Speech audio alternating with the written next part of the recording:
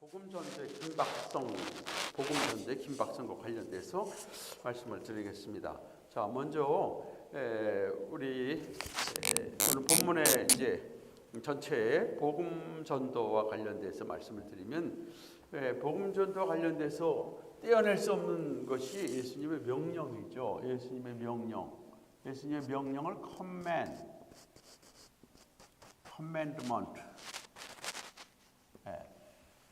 명령, 예수님의 명령에는 여러 가지 말씀이 있죠.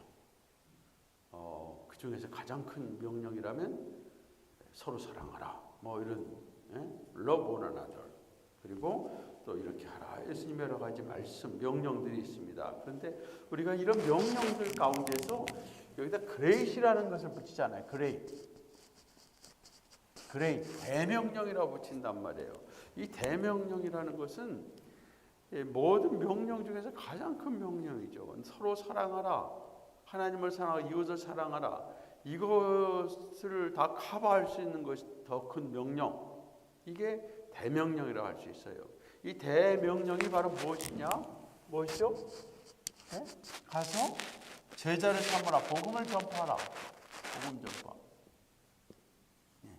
이 복음 전파는 예수 그리스도의 모든 명령을 다, 하나님 사랑, 이웃 사랑이라는 사랑이 하나님의 계명의 모든 핵심이라고 한다면, 이 계명의 모든 핵심을, 이것을 다 포함해서 이것을 다 이룰 수 있는, 정말 하나님을 사랑하고 정말 이웃을 사랑하기 위해서는 이 명령이 반드시 전제돼야 된다는 거예요. 이게 바로 복음 전파죠. 복음 전파한다는 것은 결국 하나님을 사랑한다는 것이고, 그리고 복음 전파한다는 것은 이웃을 사랑하는 그런 결과를 낳게 되죠.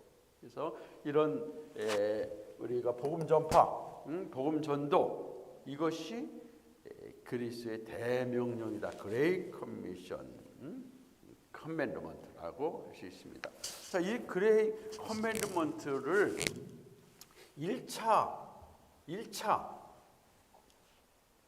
1차 수신자는 누군가? 선생님, 1차 수신자, 이 Great Commandment를 받았던 자, 예수님께서 직접 명령하셨던 대상, 1차 수신자 누구예요? 1차 수신자들은요, 베드로뿐만 아니라 우리 제자들이 말했죠. 그렇죠? 제자들. 베드로를 위시해서 모든 제자들을 여기서 얘기해요. 그럼 1차 수신자들에게 주어졌던 명령이라고요.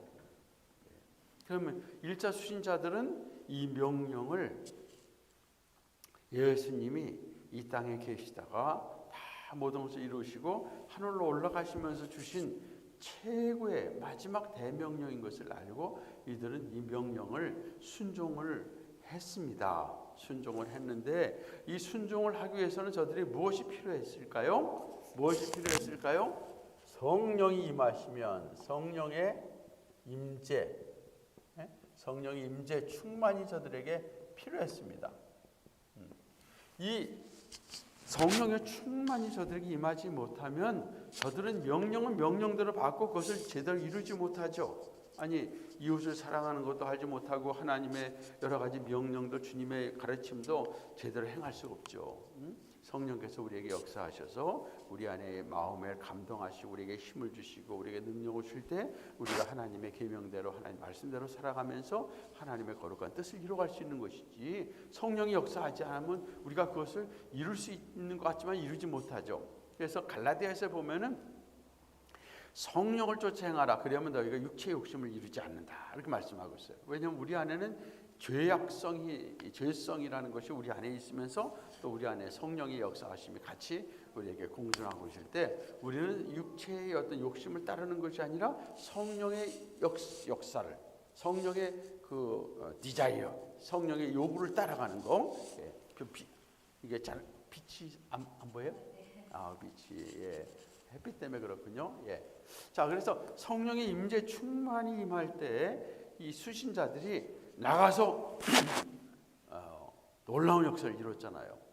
그 전까지는 뭐 그들도 부족해서 좀 수고리고 있었고, 주님의 말씀에 대해서 별로 그렇게 마음에 어떤 그 와닿는 것도 없었고, 실제로 그런 일을 이룰 수 없었는데, 성령이 충만한 역사를 저들 가운데 이룰 때 사도행전 2장에 보면은 그냥 나가서 막 외치고 막 증거하는 가운데서 예루살렘이 막 뒤비지는 막 업사이드 다운 되면서 막 수많은 사람들이 이제 회개하고 돌아와서 예수 그리스도를 믿는 그런 크리스찬 믿는 자들이 되고 그들이 제자가 되잖아요. 제자가 되는 역사가 일어납니다. 자, 이런 것이 그래서 사도행전에서 나타난 결과를 보인다면, 그럼 2차 수신자면서도 모든 2차 수신자는 결국은 누군가요? 2차 수신자는 결국 모든 크리스찬이라고 할 수 있죠? 모든 1차는 제자들이라고 하지만은, 그러나 제자들에게만 주어졌다는 그 말씀으로 우리가 해석을 하면은 이것이 그냥 그 당시에 주어졌던 말씀으로 끝나죠. 그럼 성경 말씀이 그런 식으로만 해석된다면, 아니 뭐 복음서는 누구에게 주어졌습니까? 마태복음은 그 당시에 유대인들을 중심으로 주어졌다. 그럼 유대인들에게 주어진 것이고, 마가복음은 누구에게 주어졌냐? 그 당시 로마인들 중심으로 해서 주어졌다. 그럼 누가복음은 누구에게 주어졌냐? 그 당시 헬라인들에게 주어졌다. 그럼 그걸로만 끝나는 것이 아니잖아요. 그것이 오늘날 우리에게 주어진 말씀으로 우리는 또 받잖아요. 그래서 성경을 해석할 때는 먼저 1차적으로 누구에게 주어졌느냐는 1차적인 본문의 그런 그 대상도 생각해야 되고, 그리고 1차 대상에게 왜 그 말씀을 주셨느냐 하는 그 주신 말씀의 그런 미닝도 생각을 해야 되고, 그 다음에 그것이 2차적으로 오늘날 우리에게 어떤 말씀으로 우리에게 주어지느냐, 동일하게 주어지느냐 아니면 좀 다르게 주어지느냐. 사도 바울의 서신을 보고 예수님 말씀 보면 어떤 때는 그 당시 청중에게만 주어진 것도 있고요, 그 당시 주어진 청중에게 주어진 것이 오늘 우리에게는 좀 다른 차원에서 주어질 수 있어요. 예를 들어서 뭐 좀 심하지만은 고린도 교회를 중심으로 해서 여자는 교회에 잠잠하라. 그럼 그 당시 상황에서 주어졌던 그 무질서하면서 막 방언을 하고 예언을 하고 교회에서 그런 질서가 무너질 때 이 교회를 질서를 지키기 위해서 가정에서 받은 은사를 활용하면서 남편과 그 말씀의 지도를 받고, 교회에서는 질서대로 조용히 하라 하는 그런 차원에서 주어진 거지, 이거를 그냥 2차적인 오늘 우리에게 모두 다 적용될 수 있는 것은 아니란 말이죠. 근데 이 말씀이 1차적으로 주어졌던 말씀이 오늘 우리에게도 모든 자들에게 주어지는 말씀이죠. 모든 크리스찬에게. 그럼 모든 크리스찬에게 주어졌다면 모든 크리스찬에게 무엇이 필요해요? 성령의 충만이 필요하죠. 성령의 충만이 필요합니다. 이 성령의 충만을 우리가 받을 때 결국 우리가 그리스도의 증인으로서의 이 땅의 삶을 감당할 수 있는 것이고요. 특별히 제자들에게 주어질 때는 모든 민족에게 가라고 했으니까 그 당시 제자들에게는 정말 모든 민족에게 가야 되는 그러한 하나의 사명이 특별히 있습니다. 그래서 어떤 지역에 머물지 않고 제자들은 막 흩어져서 갔어요. 그럼 오늘날 우리에게는 가장 그 중요한 핵심은 증인이 되라는 것의 핵심을 우리가 잡아야 되고, 그래서 모든 크리스찬들이 모든 족속에게 가야 된다는 것은 열방을 향해서 나가야 된다는 것까지 그런 뭐 그런 목표는 돼야 되겠지만, 우리 현장을 떠나서 가정의 모든 걸 다 놓고 떠나야 된다는 것까지 적용하는 것은 무리한 적용이 될 수 있겠고, 우선 우리 현장에서 예루살렘, 온 유다, 사마리아 땅까지 이르러서 우리가 우리의 현장부터 시작해서 우리가 복음을 전해야 된다는 것은 우리에게 적용해야 되겠고, 그리고 모든 자들로 제자를 삼는다는 것은 예수님을 믿고 예수님을 따르는 자들이 되도록 우리가 그 일의 사명을 감당해야 된다는 거죠. 자, 이런 명령을 생각하면서 왜 그러면 예수님께서 이제 이 땅에서 떠나시기 전에 이 땅에 모든 것을 다 이루셨는데, 예수님은 왜 그 명령을 주셨을까? 왜 가서 모든 족속을 제자를 삼고 나의 증인이 되라, 나를 전하라, 나의 복음을 전하라고 말씀하셨을까요? 이것은 먼저 예수님의 오신 목적, 왜 오셨는가? 뭐 때문에 오셨는가? 목적을 생각해 보면요, 예수님이 이 땅에 오신 목적을 성취하셨기 때문에 그 일을 이제 가서 전하라는 거죠. 예수님이 오신 목적, 가장 중요한 목적이 뭐예요? 구원을 성취한 거죠. 구원이죠. 구원의 문제를 성취했습니다. 자, 구원. 우리가 구원의 문제를 생각할 때는, 자, 구원은 창조로부터 거슬러 올라가면 창조 하나님께서 모든 것을 아담에게 아담에게 주시고 하와에게 모든 걸 주시고 우리의 대표자로서 하나님의 모든 영광의 그 나라를 다 맡기면서 다스리고 정복하고 하나님 말씀대로 순종하면서 하나님의 더 큰 축복에 참여하도록 그들에게 명령했지만은 그러나 아담이 우리의 대표자로서 하나님의 말씀에 불순종하고 교만한 마음을 품고 오히려 하나님처럼 되려고 하는, 하나님을 어게인스트 하려고 하는 이런 죄악, 교만의 죄악, 하나님을 대적하는 죄악 때문에 그 본성이 타락하고 결국 거기에 대한 하나님의 저주로서 영원한 지옥의 형벌을, 지옥의 심판을 받게 됐습니다. 그래서 모든 자들은 이제 아담과 함께 심령이 타락하고 저들의 아이덴티티가 죄인이 되어 버렸어. 그래서 그 죄의 값으로서 영원한 지옥의 형벌을 당하게 됐습니다. 그 누구도 스스로 이제 자신의 선을 행하고 자신의 어떤 의를 행해서 하나님 앞에서 나는 지옥 가는 이런 죄에서 벗어나서 나는 이제 하나님 보시기에 의롭다고 할 수 있는 자는 아무도 없어요. 그래서 의인은 없나니 하나도 없다는 그런 차원을 로마서에서 분명히 말씀하고 있습니다. 자, 그러면 이것을 해결할 수 있는 길은 두 가지죠.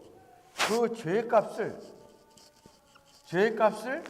치러주시는, 그래서 죄값을 대신 치러주셔야 할 일이 생겼습니다.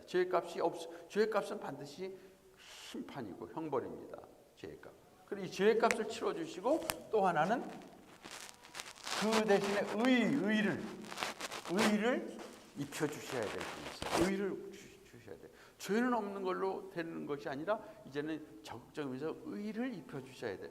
하나님의 원하시는 의의 수준에 도달해야 되는 거예요.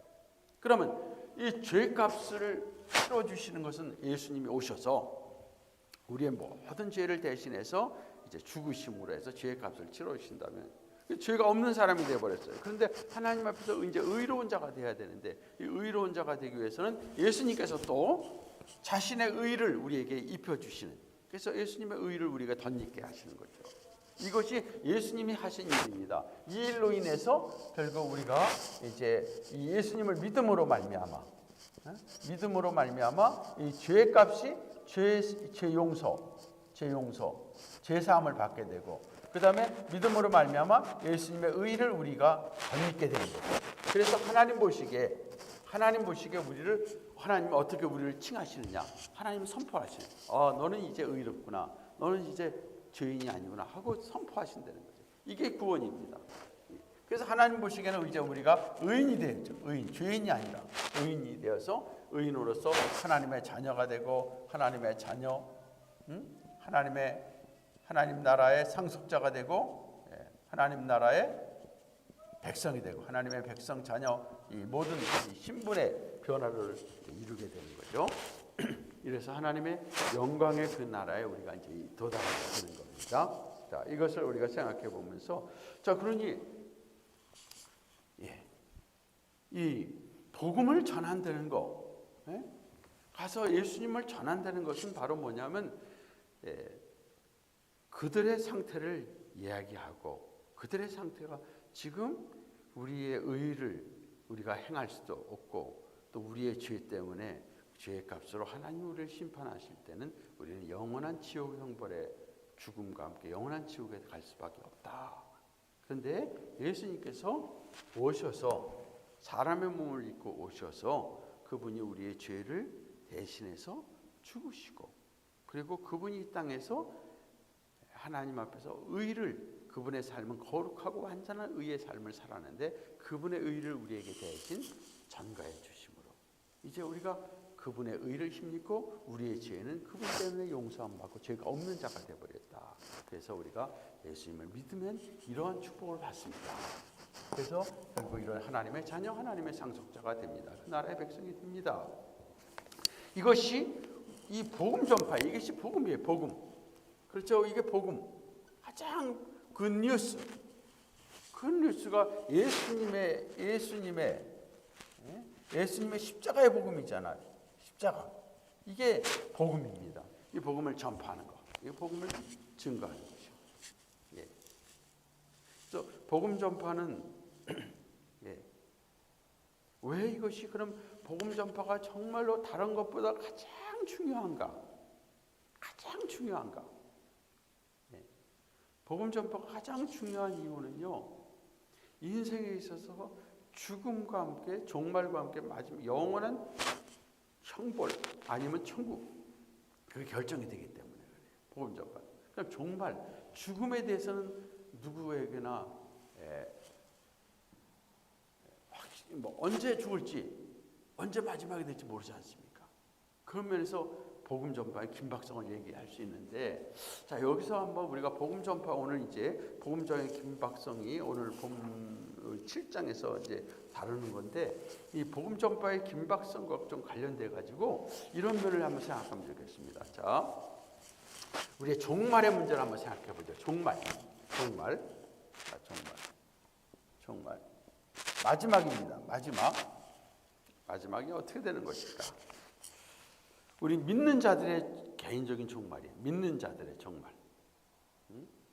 또 안 믿는 자들의 종말도 이제 연결시키지만, 자, 종말에서 개인적 종말이 있습니다. 그리고 역사적인 종말이 있습니다. 여기 좀 보이세요? 예, 역사적 종말이 있습니다. 자, 개인적인 종말은 우리가 일단 시작을 생각해죠. 우리의 시작은 어딜까? 우리 믿는 자들의 시작은 언제 시작됐을까요? 전사님, 우리의 시작은 언제일까요? 믿는 자들의 시작은 마지막이 있듯이 예수님 영접할 때 우리 그리스도인으로서 시작이죠. 우리 그리스도인의 시작. 우리 그리스도인으로 시작되기 전에 우리는 이미 영원 전부터 하나님의 자녀로서의 예정 선택이 있기 때문에 그 영원부터 이미 결정된 시작이라고 할 수 있겠죠. 자, 그러면 그걸 좀 더 우리가 하나님의 선택 가운데서, 예정과 선택 가운데서 우리는 하나님의 자녀로서 이미 이제 결정된 하나의 우리의 영원부터의 우리 시작을 생각하고, 그리고 나서 이제 육체적인 면에서 우리가 이제 출생합니다. 출생하는데 그런 가운데서 영적으로 이제 콜링을 받습니다. 그죠? 콜링은 하나님이 우리를 부르신단 말이에요. 부르실 때 우리는 이제 중생이에요. 다시 살아나요. 중생은 다시 살아나는 겁니다. 하나님이 부르실 때 나사로야 일어나라 하는 것처럼 죽은 나사로가 살리듯이 허물과 죄로 죽은 우리를 하나님이 부르심으로, 성령께서 우리를 부르심으로 살아나요. 자, 살아나서 중생했습니다. 중생한 자들에게 이제 무슨 역사가 일어나냐면 회개와 믿는 역사가 일어납니다. 회개와 믿음이 일어나는 거예요.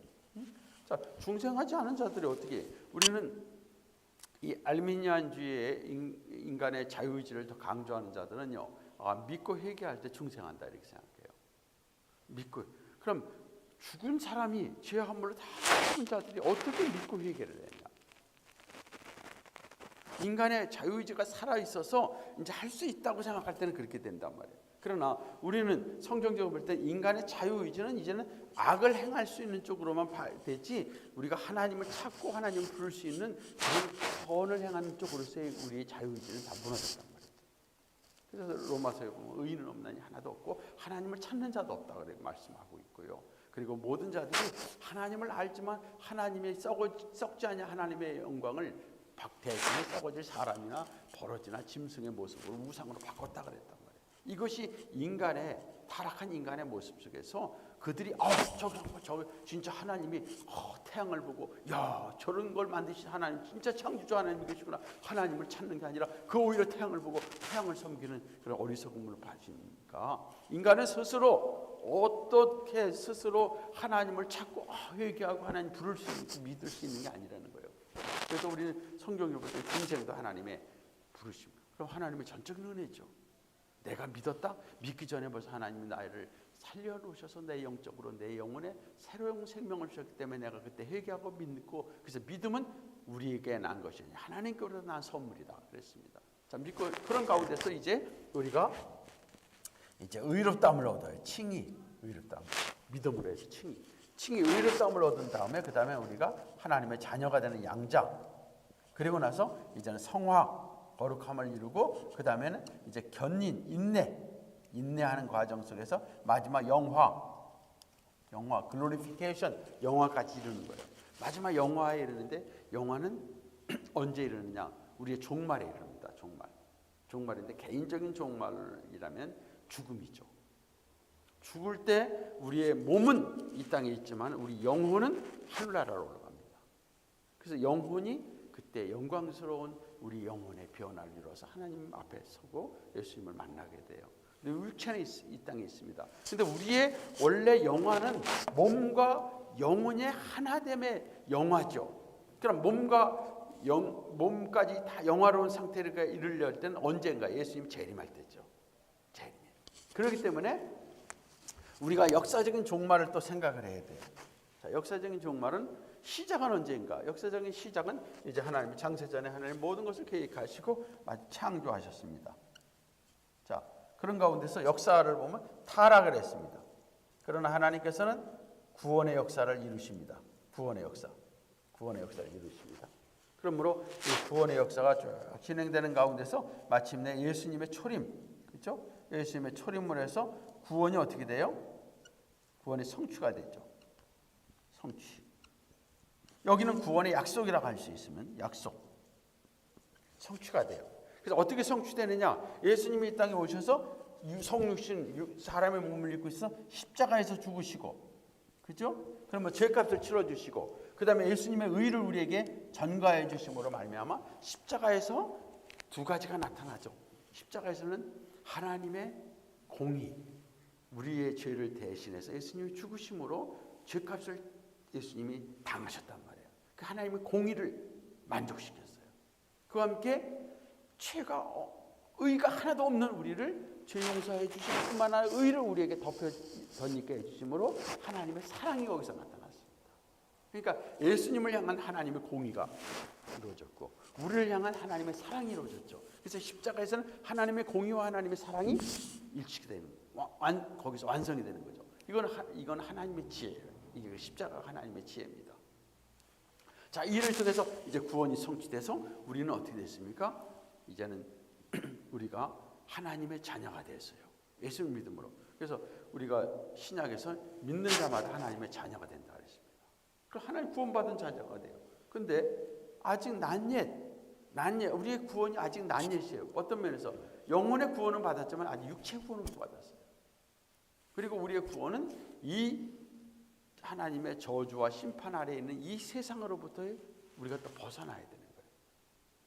자, 그러면 예수님이 오셔서 십자가에서 이루셨지만은 아직 예수님이 재림을 통해서, 그렇죠? 예수님의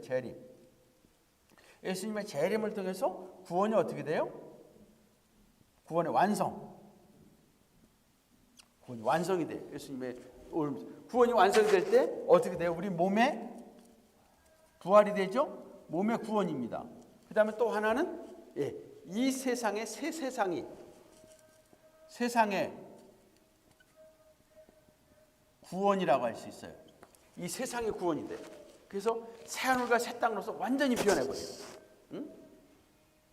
뉴 헤븐. 그러니까 이 계시록에 보면 이 주의 그 마지막 그 세상에는 눈물이 없고 고통이 없고 죽음이 없고 슬픔이 없고 영원한 영광만 있는 그 세상이 된단 말이에요. 자, 그럼 이것이 마지막 재림의 세상의 종말이란 말이에요. 그러면 성경에서는 우리의 종말과 역사적인 종말을 얘기할 때 어떤 걸 더 먼저 항상 얘기하느냐? 마지막이 가까웠다. 그거는 역사적인 종말을 얘기해요. 예수님의 오심을 얘기합니다. 우리 개인적인 마지막을 얘기를 안 해요. 성경은요. 그래서 너희가 죽을 때를 준비하라 그러지 않고 주의 오심을 준비하라 그랬습니다. 그러므로 신약에서는 항상 이제 곧 주님이 마지막 곧 오신다는 것을 초대교회에도 얘기를 했어요. 사도 바울도 그걸 얘기를 했습니다. 그런데 제가 이렇게 묵상하면서 보면 사도 바울이 정말 주님이 자기 시대에 곧 오셨다고 할 수 있었을까? 성경에 보면 그날과 그때는 아무도 모른다 그랬으니까 모르지만 사도 바울은 그래도 마음의 깨달음이 자기의 지금 자기가 살아있는 동안보다는 살아있지 않은 죽은 후에 주님이 오시지 않는가 하는 그런 나름대로의 깨달음은 있었을 거예요. 확실한 날짜는 모르지만. 자, 그렇지만 그런 사도 바울도 항상 얘기할 때는 사도 요한도 마찬가지로 너희가 곧 도적같이 오실 주님을 준비하라 그랬어요. 그걸 마지막 역사의 종말을 준비하라. 자, 역사의 종말이 오면 우리 그리스도인들의 몸까지 성화가 이루어지죠. 몸까지. 그러니까 우리 그리스도인들의 마지막은 육체의 죽음이 아니라 우리 몸까지 구원받는 겁니다. 그걸 하셔야 돼요. 그러니까 몸까지 구원받는 거예요. 그럼 일단은 이제 모든 사람들에게 종말이 있습니다. 이 땅에 있는 모든 사람에게 종말이 있어요. 우선 개인적인 종말이 있고 그 개인적인 종말은 죽음입니다. 그리고 역사적인 종말은 주님의 재림이에요. 근데 성경은 개인적인 종말보다는 역사적인 종말을 먼저 항상 얘기를 해요. 역사적인 종말을 먼저 선포한단 말이에요. 그럼 역사적인 종말이 항상 먼저 전제를 하고, 그럼 우리가 역사적인 종말로서 주님의 오심을 구약 초대교회 1세기에도 사도 바울 당시, 예수님 당시에도 내가 떠나면 곧 올 것이다. 주님이 구름 너희들 가운데서 구름 가운데로 올려오신 것처럼 그가 바로 구름 가운데서 다시금 너희 본대로 오시리라. 그게 말씀하셨어요. 그때 말씀하시면서 항상 주님은 말씀하시고 도적같이 올 수 있습니다. 너희 항상 준비하고 깨어있으라. 이렇게 말씀하시고 내가 곧 온다. 그리고 사도행전뿐만 아니라 요한계시록에서 보면 요한계시록은 한 95년에 쓰여진 거란 말이에요. 그러면 지금 예수님 당시 떠나시고 난 다음에 한 50년에서 60년 후에 쓰여진 거예요. 요한계시록은. 그때 요한계시록의 마지막 장에 보면 22장에 보면 I am coming soon, I am coming soon, I am coming soon 세 번이나 나오거든요. 마지막 절에도 나오고. 그때 I am 내가 곧 오리라 이것을 증거한 이가 가라사 때 내가 곧 오리라 했더니 어서 오시옵소서. 오시옵소서 그랬어요. 그래서 마나나타 그걸 있습니다.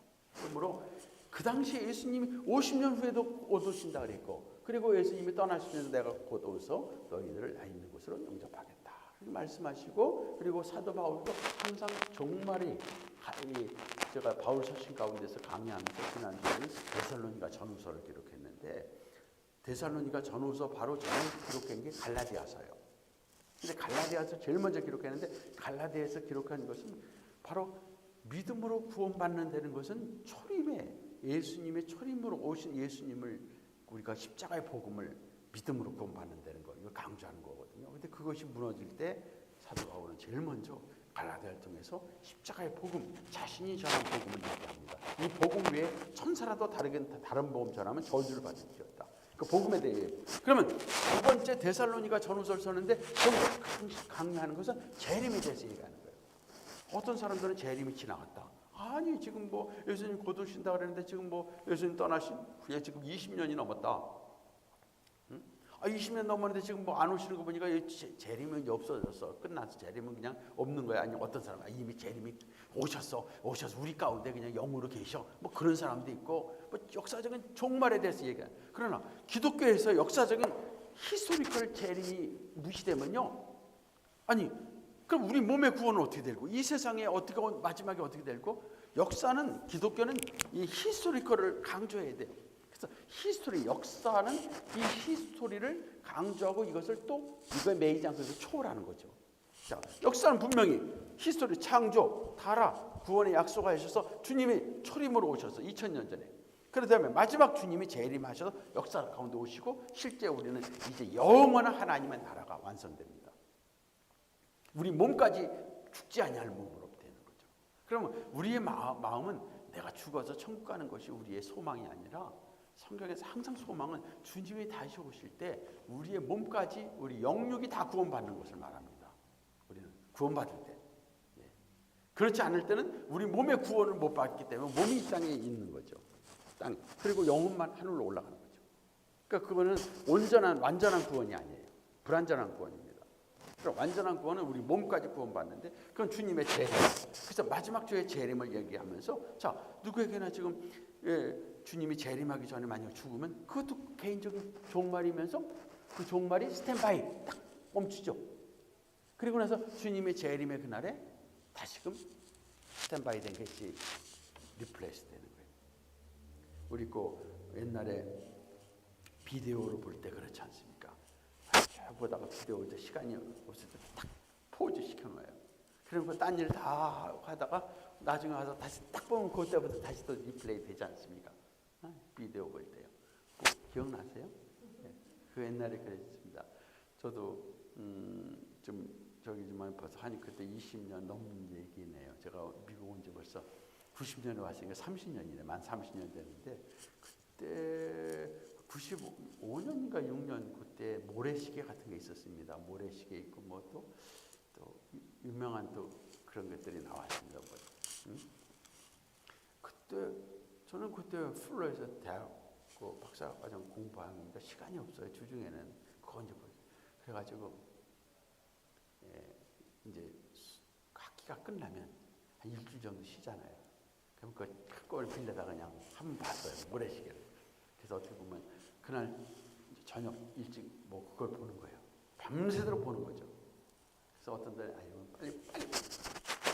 빨리 볼 거는 빨리 보고 그래서 그냥 아침까지 본 적이 있습니다. 근데 어떤 때는 특히 주부들 같은 경우 여자분들 같은 일 바쁠 때는 남자들만 좀 하다가 바쁘면 포즈 시켜놨다가 나중에 또 보잖아요. 그럼 다시 연결되는 거예요. 저는 그걸 생각하면서 인생이라는 것이 결국 우리는 영원한 인생인데 우리가 우리가 살아있는 동안 주님이 오시면 영원히 우리는 되는 것이고 주님이 재림하시기 전에 우리 개인적으로 죽으면 잠시 됐다가 포즈 됐다가 주님 오실 때 다시 리플레이 되는 것처럼. 자, 그러면 역사적인 종말을 생각해 보시죠. 종말. 그러니까 종말 누구에게나 다 종말이 있는데 자, 마지막 종말이 될 때 믿는 자들은 어디로 가요? 영원한 천국으로 가죠. 영원한 하나님 나라로 가서 우리 몸까지 구원받아서 영원한 그 나라 가고. 자, 믿지 않은 자들 어디로 가요? 영원한 지옥으로 가죠. 몸까지 그들도 믿지 않은 사람도 몸까지 다 부활해가지고 몸까지도 변화돼서 그 몸들이 영원히 타지 않는, 영원히 타서 없어지지 않는 그런 몸의 상태가 돼요. 영원히 고통을 당하는 것. 성경이 말씀하고 있어요. 응? 차라리 뭐 불에 타서 그냥 죽으면 여러분 화장터 같은 데 가서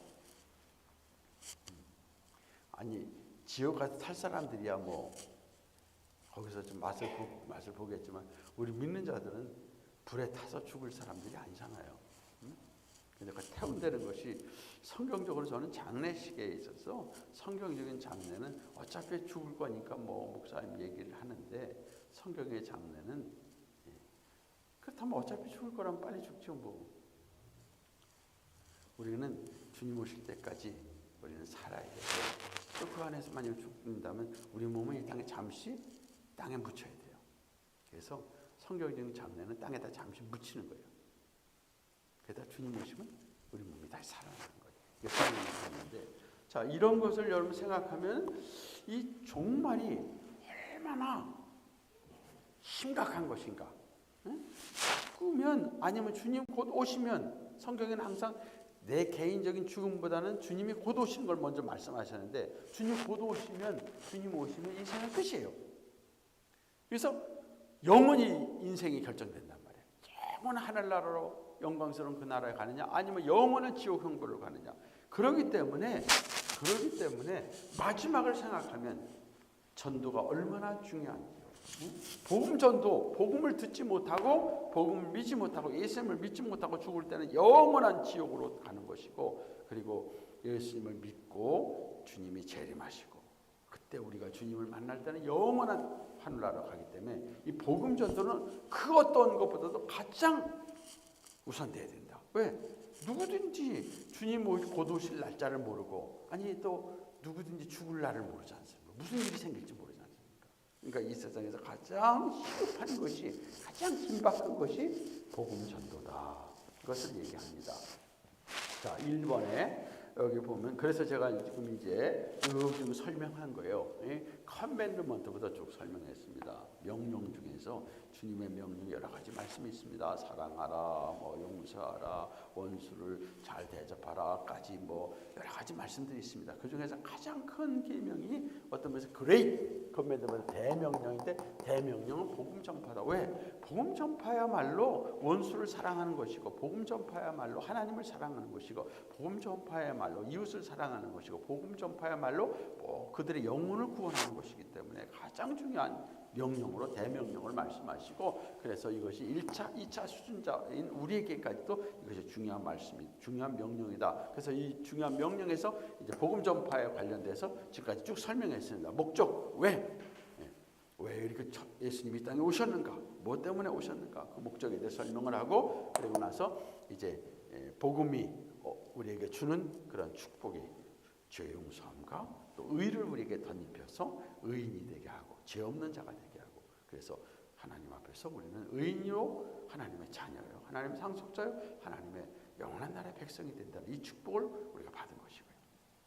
그렇기 때문에 이것을 우리가 전해야 된다. 왜 이게 천천히 전해도 되는데 왜 이게 급박한가? 가장 급박한가? 왜 급박한가? 그것은 종말 때문에 그래요. 종말이 언제? 성경에 보면 도적같이 주님 오신다 그랬단 말이에요. 그래서 도적같이 오신다는 것과 함께 우리의 죽음도 언제 올지 모르지 않습니까? 주님이 곧 오실 수 있지만은 혹시 주님 오시기 전에 우리가 죽는다 할지도 언제 죽을지 모르니까 이거 없이 이 복음을 듣지 못하고 복음을 믿지 못하고 죽으면 영원한 지옥으로 떨어지니까요. 그러나 복음을 듣고 믿었을 때는 주님이 오시든가 그 안에 우리가 먼저 죽는다 그러면 우리는 영원한 천국으로 가기 때문에, 그렇지 않으면 영원한 지옥으로 가기 때문에, 그래서 가장 복음 전도가 어떤 것보다도 시급하고 중요하고 우리가 힘써야 된다는 것을 여기 말씀하고 있습니다. 복음 전도의 긴박성 얘기합니다. 이런 것을 먼저 마음에 두시고, 그래서 우리 사랑하는 우리의 자녀들, 사랑하는 우리의 가족들, 사랑하는 우리의 주위의 사람들, 그럴 때 사실은 옆에 그냥 이웃집 사람에 별로 관심 없는 사람들한테는 그게 크게 좀 우리가 좋은 것도 그래 관심이 없잖아요. 근데 우리가 가까이 있는 사람들에게는 관심이 있지 않습니까? 그래서 전도를 먼저는 가장 가까이에 관심이 있고 사랑하는 사람들을 생각할 때, 저분이 그냥 세상에서는 그렇게 살지만 그리고 어느 때 갑자기 죽음이 올 수도 있고, 아니면 주님이 곧 오실 수 있는데, 그러면 저들은 영원한 지옥으로 가는데 어쩌면 그냥 있으면 안 되겠다. 그리고 내가는 저들에게 예수님을 전해야 되겠다. 그래서 전해야 돼. 그래서 사랑하는 자들에게 좋은 말씀들을 전하죠. 예수님 믿고 구원받아서 영원한 천국 가야 됩니다. 이것을 어떻게 해서라도 조금씩 해서 그들에게 말씀을 전하는 것이 가장 긴박하다는 것을 말씀을 드리는데, 자, 여기 1번에 성경이 가르친가 전도의 긴박성을 여기서 보면서 성경에는 그런 말씀이 있어요. 예수님께서 추수할 것이 많대, 일꾼이 적다. 추수할 것이 뭡니까? 구원받아야 될 자들이 많다는 거예요. 네? 저도 그 구원받아야 될 자들이 많은데 저 구원받을 자들을 추수한다는 건 뭐예요? 가서 전해야 될 사람이 적다는 거예요. 복음을 전하지 못하면 저들이 복음 없이 죽으면 안 된다는 거죠. 그래서 추수할 것이 많으니까 구원받아야 될 자들이 많다. 그러니까 빨리 우리 믿는 자들은 전해야 된다. 그런 전도의 긴박성. 주여 나를 보내소서. 나를 보내소서. 우리가 전도라는 것은 인간의 우리의 노력으로만 되는 게 아니잖아요. 주께서 보내셔야 되는 것처럼 바로 주여 나에게 내 가족을, 내 주위 저 사람에게 전도할 수 있도록 나에게 성령께서 나에게 힘을 주시고 도와주옵소서, 나를 저에게 보내주옵소서 하는 그런 마음으로 우리가 기도하면서 접근해야 된다는 거죠. 그 다음에 또 하나는 예수님께서 비유에 있죠. 길과 산울타리로 가서 사람들을 강권하여 내 집을 채우라. 내 집을 채우라. 구원받을 그런 숫자가 있는데 그 숫자에 채울 수 있도록 가서 내 집을 채우라고 말씀하고 있잖아요. 그 집이 채워질 때 결국 마지막에 되는 거니까 강권해서 채우라. 이게 주님이 어떤 면에서 강권해서 말씀하고 있는 거예요. 가서 전하라. 그 다음에 또 하나, 지금은 은혜 받을 만한 때요 구원의 날이다 그랬어요. 지금은 모든 사람들이 지금 은혜 받고 구원 받을 때예요. 근데 만약에 구원 받을 때인데 주님이 오셨다, 그럼 둘레 끝난 거예요. 그때는 심판의 날이에요. 믿지 않는 건 심판의 날이에요. 우리 구원, 우리 믿는 자들에게는 영원한 구원을 받는 그 날이죠. 그 때문에 지금 현재 구원받을 수 있는 때가 바로 현재, 지금 그 여기 얘기하고 있습니다. 그 다음에 또 그 7장에 1번에 중간에 나오는데 하나님은 어떤 하나님이세요? 하나님만이 유일하시고 참 하나님이에요. 다른 신들은 다 거짓된 신이에요. 다 false예요. 가짜고 이건 사탄이 만들어낸 하나의 그 거짓된 신들입니다. 그러니까 하나님만이 참 신이고 살아계신 분이시고 그분이 전능하시고 그분이 창조주이시니까 그분만에 믿어야 돼. 그분에게 돌아와야 돼요. 근데 그분을 떠나서 우상을 섬기고 딴 걸 섬기고 그렇게 되면 다 이거 하나님 앞에서 징벌을 받는 거죠. 지금 중국의 시진핑이 얼마 전에 아예 공산당 우리 공산당은 무신론이라 해가지고 얼마나 교회를 핍박하고 했는지요. 그렇다고 어떤 자들은 그렇게 교회를 핍박하고 무신론을 주장하다 보니 하나님께서 중국을 저렇게 하나님이 심판하신다 그렇게 얘기를 하는데 저는 그것이 맞을 수도 있고 틀릴 수도 있어요. 하나님의 심판은 이 땅에 100% 안 나타납니다. 부분적으로 나타나요. 그렇기 때문에 어떤 것은 하나님의 심판이 있을 수 있어요. 근데 어떤 데는 하나님 심판을 안 해요. 그래서 그냥 그러면 뭐 그럼 중국만 잘못되나? 미국은 잘못 안 했어요? 미국에 지금 현재 보세요. 민주당의 지금 민주당 대통령 후보 가운데 지금 1, 2위를 다툰 사람이 누군지 아세요? 부티지지. 그 사람이 대통령 후보가 나오면 트럼프하고 이제 저기 할 텐데 민주당의 대통령 후보가 부티지지야. 부티지지는 남자였거든요. 근데 그 사람 남편이 중학교 교사 남편이 있어요. 그 사람 남자인데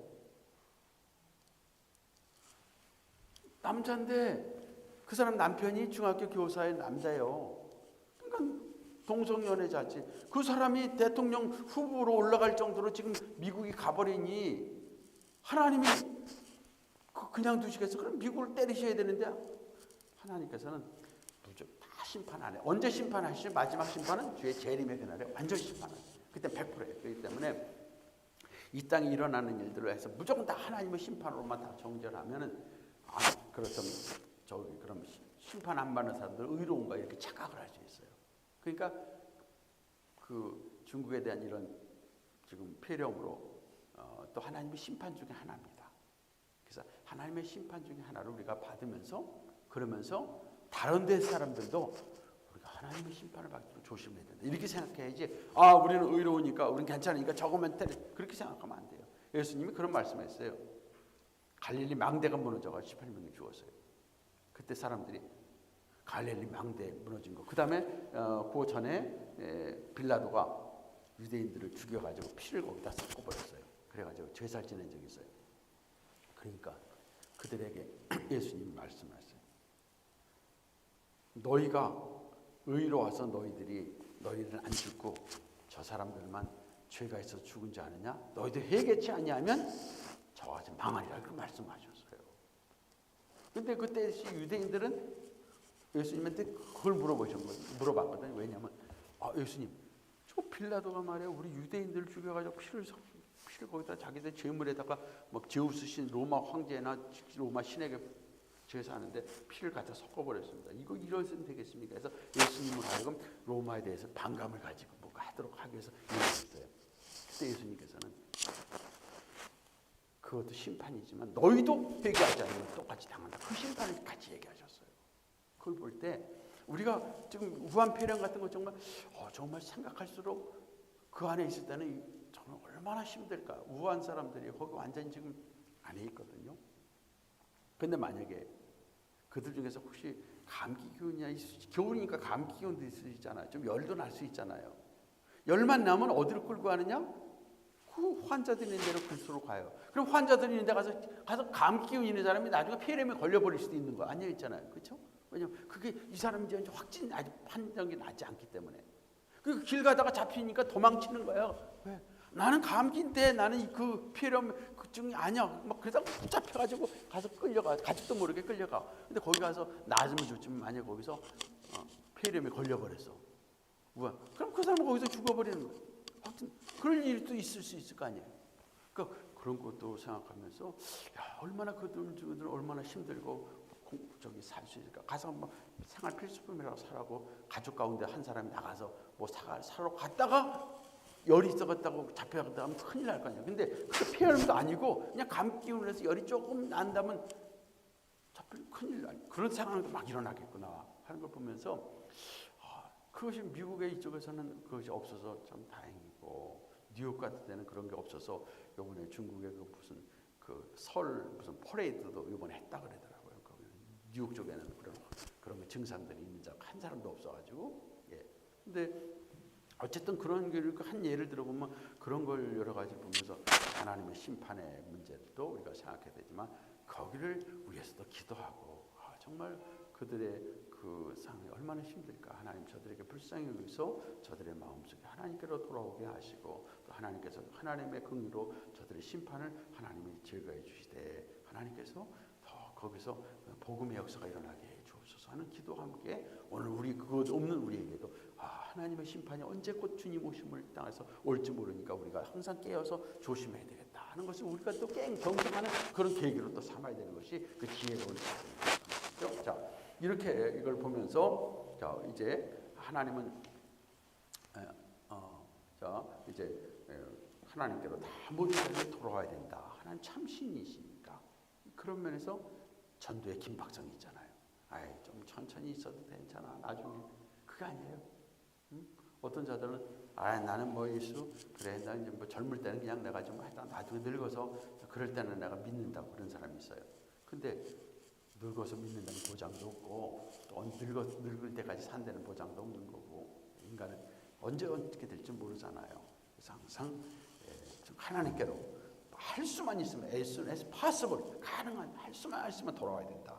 그 다음에 세 번째 하나님 무한한 사랑이시기 때문에 하나님 사랑하셔서 하나님 아들을 보내시기까지 우리의 죄를 위해서 이 구원의 역사를 이루셨잖아요. 하나님의 사랑이. 그리고 하나님은 여기 보니까 하나님은 모든 자들이 구원받기를 원하신다 그랬어요. 멸망당하지 않고 원하신다. 멸망당하기를 원치 않으시다. 그러니까 이렇게 하나님은 사랑이시고 아들을 내어주기까지 사랑하시고 그리고 그들을 구원하시기 원하시니까 하나님의 사랑을 생각할 때 이 전도가 하나님의 사랑을 실천하는 길이고 하나님의 기쁘시게 하는 일이기 때문에 어떤 일보다 우리가 열심히 일도 하고 열심히 운동도 하고 열심히 우리가 또 여러 가지 일도 해야 되지만 그 일을 하면서 나의 본래 프라이어리티가 뭐냐? 그것은 내가 영혼을 구원하는 일이다. 전도 이것이 우선 우리에게 항상 마음속에 있어서 이번 학기를 통해서 이번 공부를 통해서 우리 거룩한 부담감을 가지라. 부담감. 거룩한 부담감이 뭐냐? 내가 전해야 되는데 하나님 내가 이걸 전할 수 있도록 그래서 거룩한 부담감을 여러분이 가지고 그것을 실천해야 되는 거죠. 그러면서 두 번째 예수 그리스도의 재림과 전도의 긴박성 2번이 나오죠. 재림의 아까도 재림도 얘기했잖아. 재림은 우리에게서 최고의 축복이에요. 우리의 소망은 주의 재림입니다. 소망. 왜? 우리 개인적인 이 세상에서 잠깐 동안 사는 동안의 소망이 뭔가요? 여러 가지 소망이 있죠. 그냥 우리 개인적인 조그만 소망이라고 한다면 어떤 걸까요? 우리 최 전사님. 이 세상에서 그냥 일반적인 소망. 뭐 여러 가지 중에서 하나를 낸다면.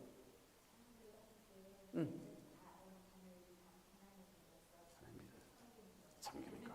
예. 좋은. 좀 더 하면 남편이 빨리 몸이 완치되는 거. 또 작은 소망이죠, 그죠? 그것도 소망인 거. 뭐 여러 소망들이 많아요. 우리 정기수 하고는 잠깐만 소망. 빨리 남편이 들어오고 또 신분 문제가 두 번째. 더 딸아이가 좀 이제 컨트롤이 좀 돼서.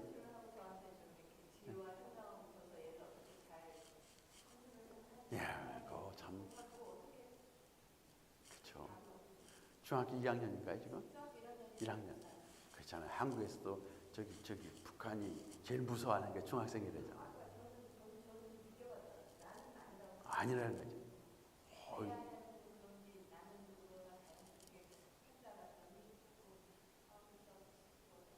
그죠? 사춘기, 갱년기 다 그게 나는 아니겠지만, 그럴 수 있죠. 자녀, 우리 이양란하고는 어떤 게? 김양란. 간단한 소망이라고. 있잖아, 뭐 간단한 거. 무슨 짧은 거.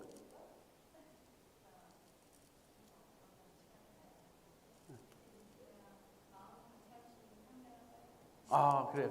마음을 같이 할 수 있는 상대가. 그것도 작은 소망이에요. 그렇죠? 소망. 그것도 축복이에요. 그런 것들이 다 해결되는 게 축복입니다. 축복. 이 작은 소망. 그래서 우리에게서 가장 최고의 영광스러운 축복은 재림이에요. 주님이 재림하시면 정말 이 모든 게 사랑하는 딸도 그냥 해결이 다 돼버리는 거예요. 그냥 다 변화될 것이고, 남편도 그냥 완전히 변화될 것이고, 영원히 건강한 자가 될 것이고, 그 다음에 주님의 재림하시면 시집가고 장가가는 것 없이 영원히 마음의 평강 속에서 주님과 함께 우리는 자녀로서 영광을 누리는 것이고요. 그러나 이 땅에 사는 동안에 자꾸만 소망이 있습니다. 그 소망도 이루어지기를 바랍니다. 근데 우리의 소망은 주님의 재림이에요. 그래서 주님이 재림하시면 아까도 말한 것처럼 주의 재림과 함께 역사적인 종말로 해서 우리 몸의 구원이 일어나고 세상이 완전히 새로워지고 영원한 하나님 나라가 시작되는 거예요. 재림. 그리고 우리 개인적인 종말에 죽음도 없어. 죽음도 그때는 개인적인 종말이 역사적인 종말로 시작되잖아요. 그래서 이 재림은 최고의 축복이면서도, 그러고 나서 또 안 믿는 자들에게는 재림은 마지막 형벌이에요. 심판이란 말이에요. 그러면 마지막 심판 앞에 그들은 영원한 지옥으로 떨어지니까, 주님 언제 오실지 모르니까 우리는 항상 개인적인 죽음보다는 주님의 재림을 먼저 생각하는 면에서 재림을 생각하면 굉장히 긴박하죠. 전도는 빨리 해야 된다. 전도는 미루면 안 된다는 긴박성을 여기서 얘기하고 있습니다. 그렇죠? 자, 한번 읽어보시고, 그래서 결국 주님의 재림의 그날에 믿는 자들은 예수님을 주로 영접하고 주님과 함께 영광의 그 나라에 이를 것이고, 믿지 않는 자들은 영원한 심판을 받을 것이기 때문에 우리가 주님 곧 오실 것을 준비하면서 받는다는 것을 말씀을 드리고, 그러면서 이제 전도의 동기를 잠깐 보면은, 우리 전도의 동기는 왜 전도를 하는가?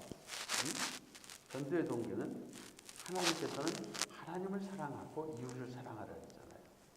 그래서 여기 사랑, 하나님을 사랑하는 건데, 하나님은 어떤 하나님은 보이지 않는 하나님이에요. 그죠? 보이지 않는 하나님을 사랑할 때 어떻게 우리가 보이지 않는 하나님을 사랑할까? 성경에 보면 보이는 이웃을 사랑하는 것이 하나님을 사랑하는 것이다. 그러니까 이렇게 하나님의 말씀대로 사랑, 하나님이 또 명령도 하셨어요. 가서 모든 민족에게, 모든 자들에게 복음을 전하라는 명령도 하셨고, 그리고 또 성경에는 내 이웃을, 내 원수까지 사랑하라고 말씀하셨으니까 이런 사랑이 이웃의 복음 전도의 동기가 된다는 거죠. 사랑하니까. 미워하고 하면 아이 저거 그냥 벌 받아서 죽으면 좋겠다. 그럴 거 아니에요. 그럼 뭐 그 사람에게 무슨 전도를 해요. 죽으면 좋은데. 니느웨의 요나가 하나님께서 니느웨에 가서 너희들이 회개하면 살지만 회개하고 하나님 앞에 돌아오지 않으면 너희들이 죽는다. 40일 동안 기간이 있다. 40일 안에 너희들 회개하고 돌아오면 살지만 그렇지 않으면 하나님이 심판이 난다고 같이 얘기하라 그랬단 말이에요. 그랬더니 이 요나 선지자는, 구약의 선지자인데 요나 선지자는 그 당시 이스라엘의 선지자거든요. 그런데 니느웨는 그 당시 아수르의 수도였습니다. 그럼 아수르는 항상 이스라엘을 공격해서 침략해서 공격하려고 하는 그런 적대적인 국가예요.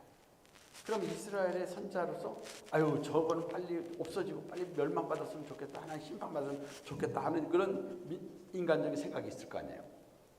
근데 하나님께서 가서 가서 외쳐라. 40일 동안에 저들이 회개하면 살지만 그렇지 않으면 죽는다.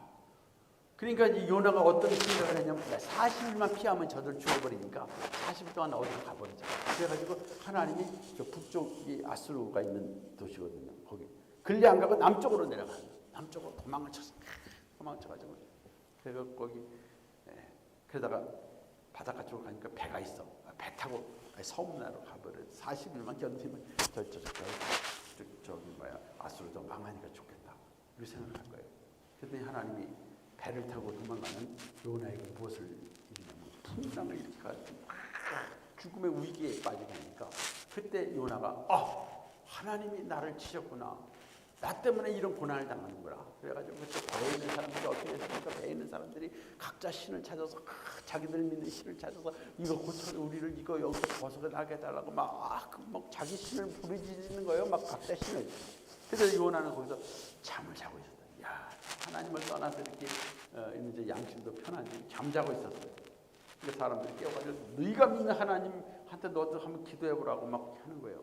그러니까 요나가 상황을 보니까 이거 완전히 위기거든요. 위험한 거예요. 이건 내 때문에 그런다. 그래서 요나가 그때 회개합니다. 내가 하나님의 범죄해서 그랬구나 하고 당신들 때문이 아니라 나 때문에 그러니까 나를 배에다 저 물에다 집어 던지라고. 자기가 직접 던지면 자살하니까 안 되겠죠. 던져달래. 그래서 요나가 물속에 집어 던져졌어요. 그랬더니 바람이 쫙 멈췄습니다.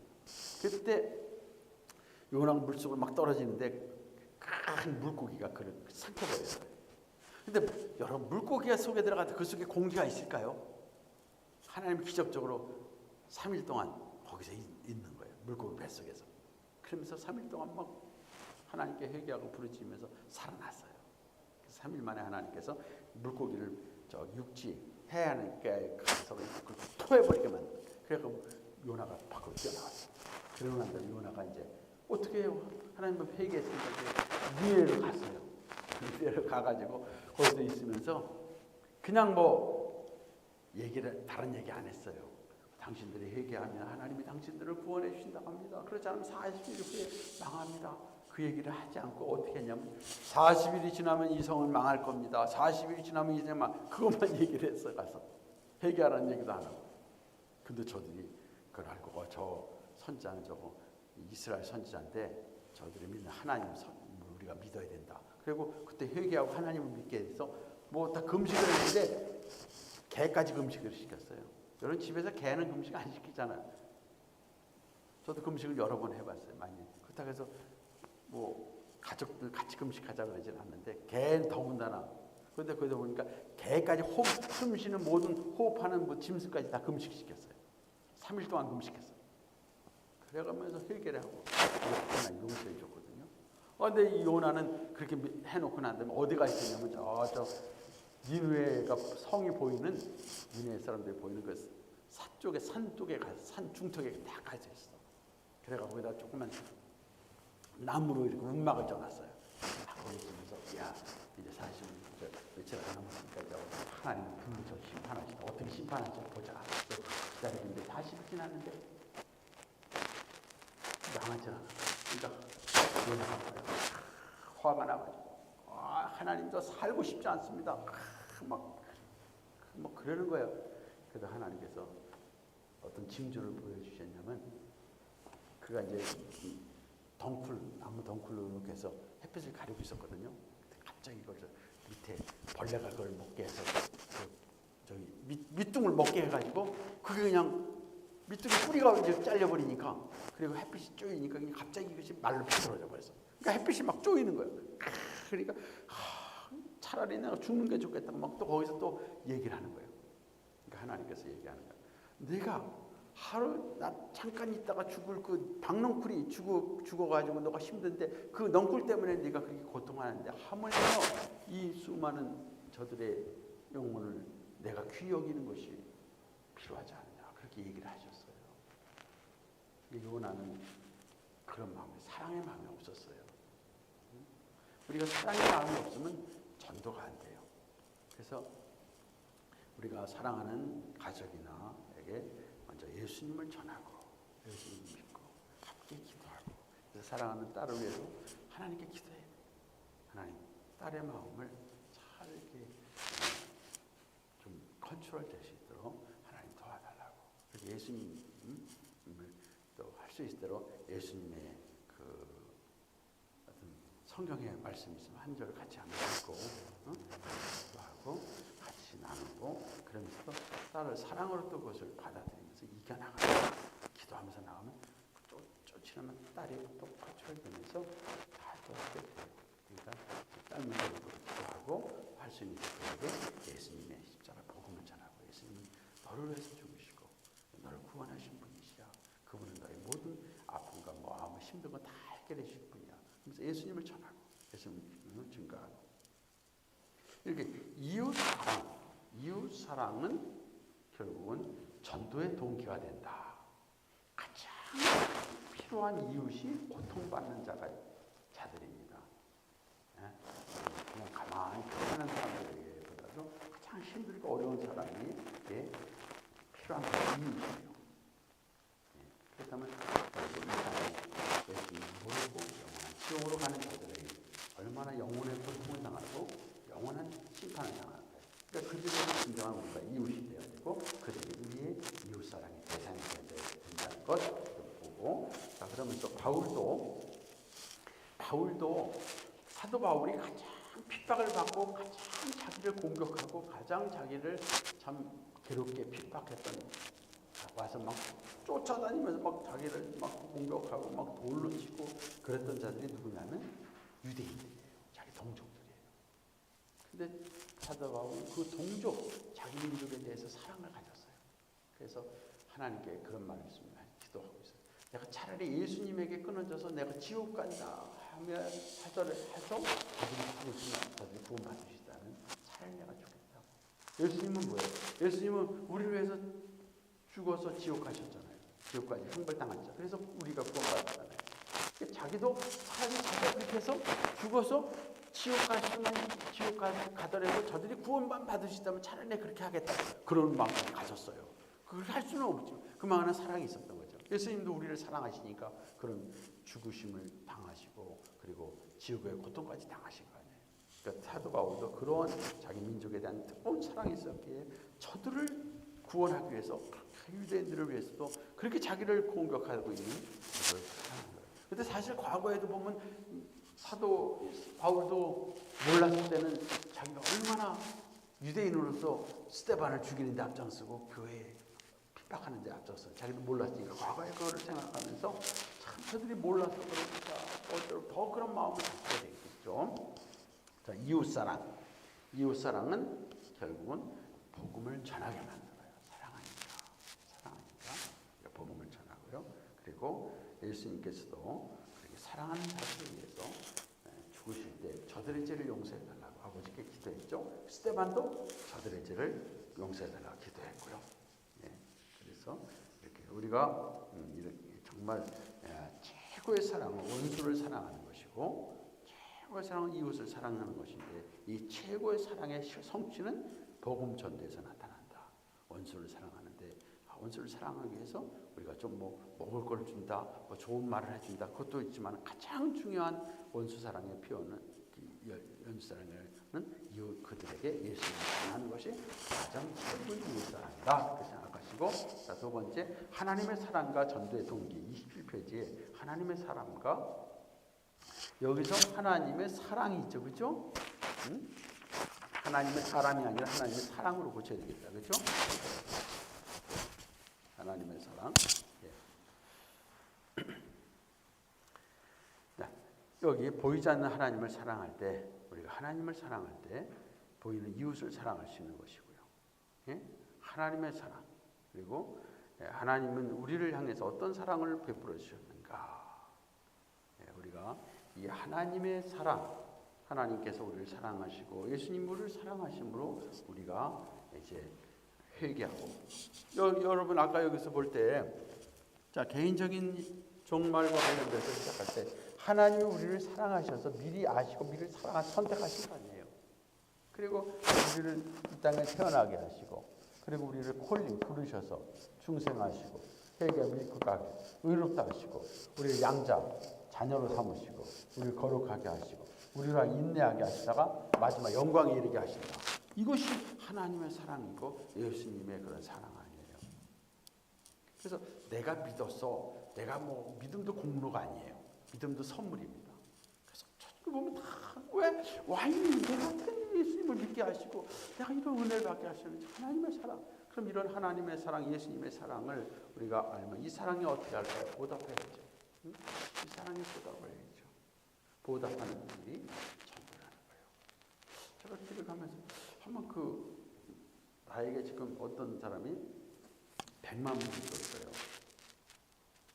아니면 지금 내가 어떤 사람이 100만 불에 빚을 졌는데 빚을 줬어요. 100만 불 빌렸어요. 그래서 그 사람이 나에게 100만 불 없는 걸로 해주겠다고 해요. 100만 불 안 갖고 있어요.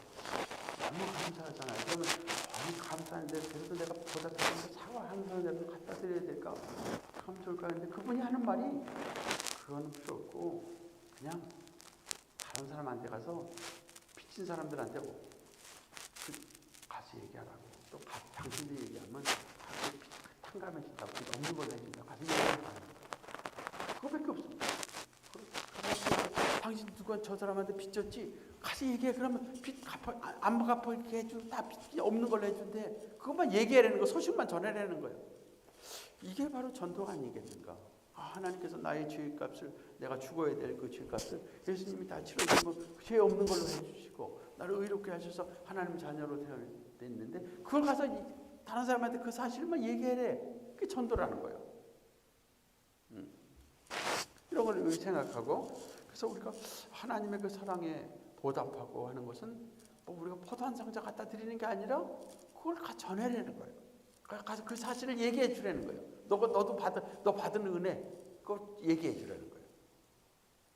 그리고 그분이 또 직접 그렇게 명령하셨으니까 그 말씀에 순종하는 게 또 전도예요. 그래서 우리가 이렇게 하다 보면 좀 어려움도 있어요. 너 그거 진짜 아니야? 그 말 같지는 않은 소리.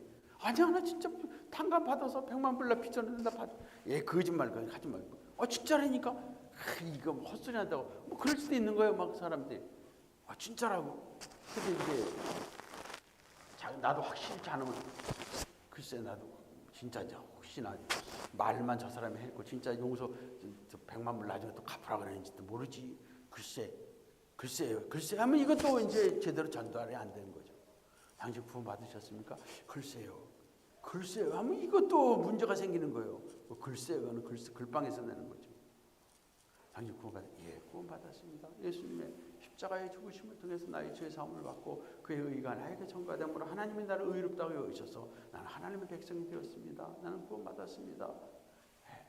글쎄요가 아니라 구원 받았습니다. 그러면서 다른 사람한테 가서도 얘기하죠. 이것을 여러분 생각하시고 한 가지 더 해보죠. 그래서 초대교회 사도들 그래서 이런 마음속에 글쎄요가 아니라 정말 확신을 가지고 암대에 가서 막 외치고 증거했잖아. 사도 바울도 뭐 어떤 혼란을 가지고 핍박을 당해도 가서 전했잖아. 왜냐하면 그들의 속에서 확신이 있었기 때문에 담대히 복음을 전했다. 담대히 복음을 전했다. 확신이 있었기 때문에요. 그래서 이런 복음의 전도를 통해서 하나님이 영광을 받으세요. 왜 영광을 받으십니까? 하나님은 나 외에 다른 신을 섬기지 말라 그랬어요. 그래서 전도는 예수님을 믿음으로 구원받아서 하나님이 나의 참 하나님이십니다. 그리고 예수님이 나의 로드, 나의 주인이십니다. 이걸 인정하고 그분을 예배하고 그분을 찬송하는 거예요. 전도의 결과거든요. 그러니까 하나님 영광을 받으시고 하나님 기뻐하죠. 하나님 가장 싫어하는 것은 하나님이 아닌 딴 것을 섬기고 우상을 섬기는 것을 하나님이 가장 싫어하신단 말이에요. 그러니까 하나님이 싫어하는 걸 하면 하나님이 영광을 못 받으시죠. 근데 우리가 전도를 통해서 하나님께로 살아가고 하나님만이 참 신이시고 유일하신 분이십니다. 나의 하늘 아버지십니다. 예수님은 나의 구원자시고 나의 주이십니다 하고 인정하고 그분을 높이고 찬송할 때 하나님 영광을 받으시는 거죠.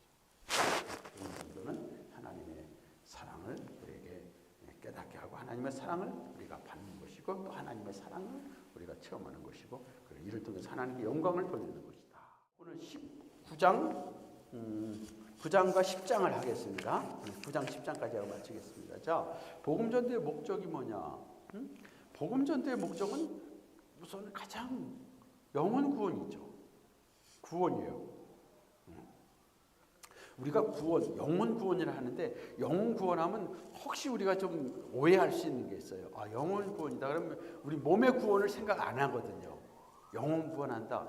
그러다 보니까 자꾸 우리가 영혼 구원 하다 보니까 영혼에 대해서는 이렇게 생각하는데 몸의 구원을 생각을 못하고, 그리고 또 실제로 이 땅에서 사는 동안은 영혼의 문제 생각 안 하고 몸의 생각을 해요. 몸의 건강, 몸의 좀 어떤 면에서 그다음 우리가 행동하는 모든 것, 이런 몸에 대한 거, 보이는 것에 대한 관심을 더 보이지 않는 영혼에 대한 관심을 못 두고. 근데 또 전도는 영혼 구원이라 하는 거니까 이게 별로 와닿지 않을 수가 있단 말이에요. 그래서 전도는 구원인데 우리 전인 구원이에요. 전인, 영혼과 육체까지 구원하는 것이다. 생각을 하시고, 근데 우리가 쉽게 그냥 영혼 구원이라는 거 오케이 받아들이되 여러분 마음속에 항상 전인 구원이다. 우리 몸의 구원까지가 해당되는 구원이다. 그리고 결국 이런 영혼을 구원해서 그들이 하나님께로 돌아와서, 그래서 하나님을 아버지라 부르고 예수님을 나의 주로 믿고 섬길 때 그게 하나님의 영광을 받으시는 거예요.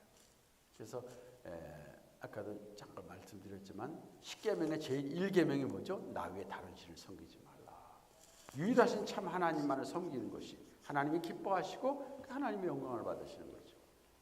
뭐 나쁜 예지만은 저 북한에 가서, 북한에서는 그 김일성, 김정일도 지금 어린 김정은이 이게 그 신처럼 섬기고 그래야 그를 높이는 거예요. 거기에 조금이라도 무슨 잘못된 얘기를 한다든가 아니면 어게인스트 하는 얘기를 한다든가 좀 다른 걸 섬긴다 그러면 기독교는 절대 받아들이지 않고, 뭐 다른 종교도 절대 없고 그게 유일신 종교처럼 되어버렸어요. 그래서 그걸 찬양하고 높이는 거죠.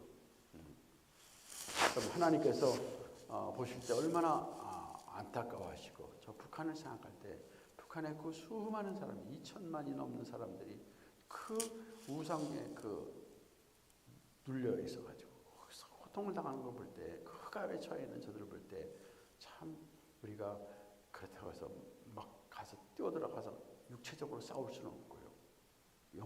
저들의 영혼을 생각하고 저들을 위해서 하나님 빨리 저들을 변화시켜 주옵소서.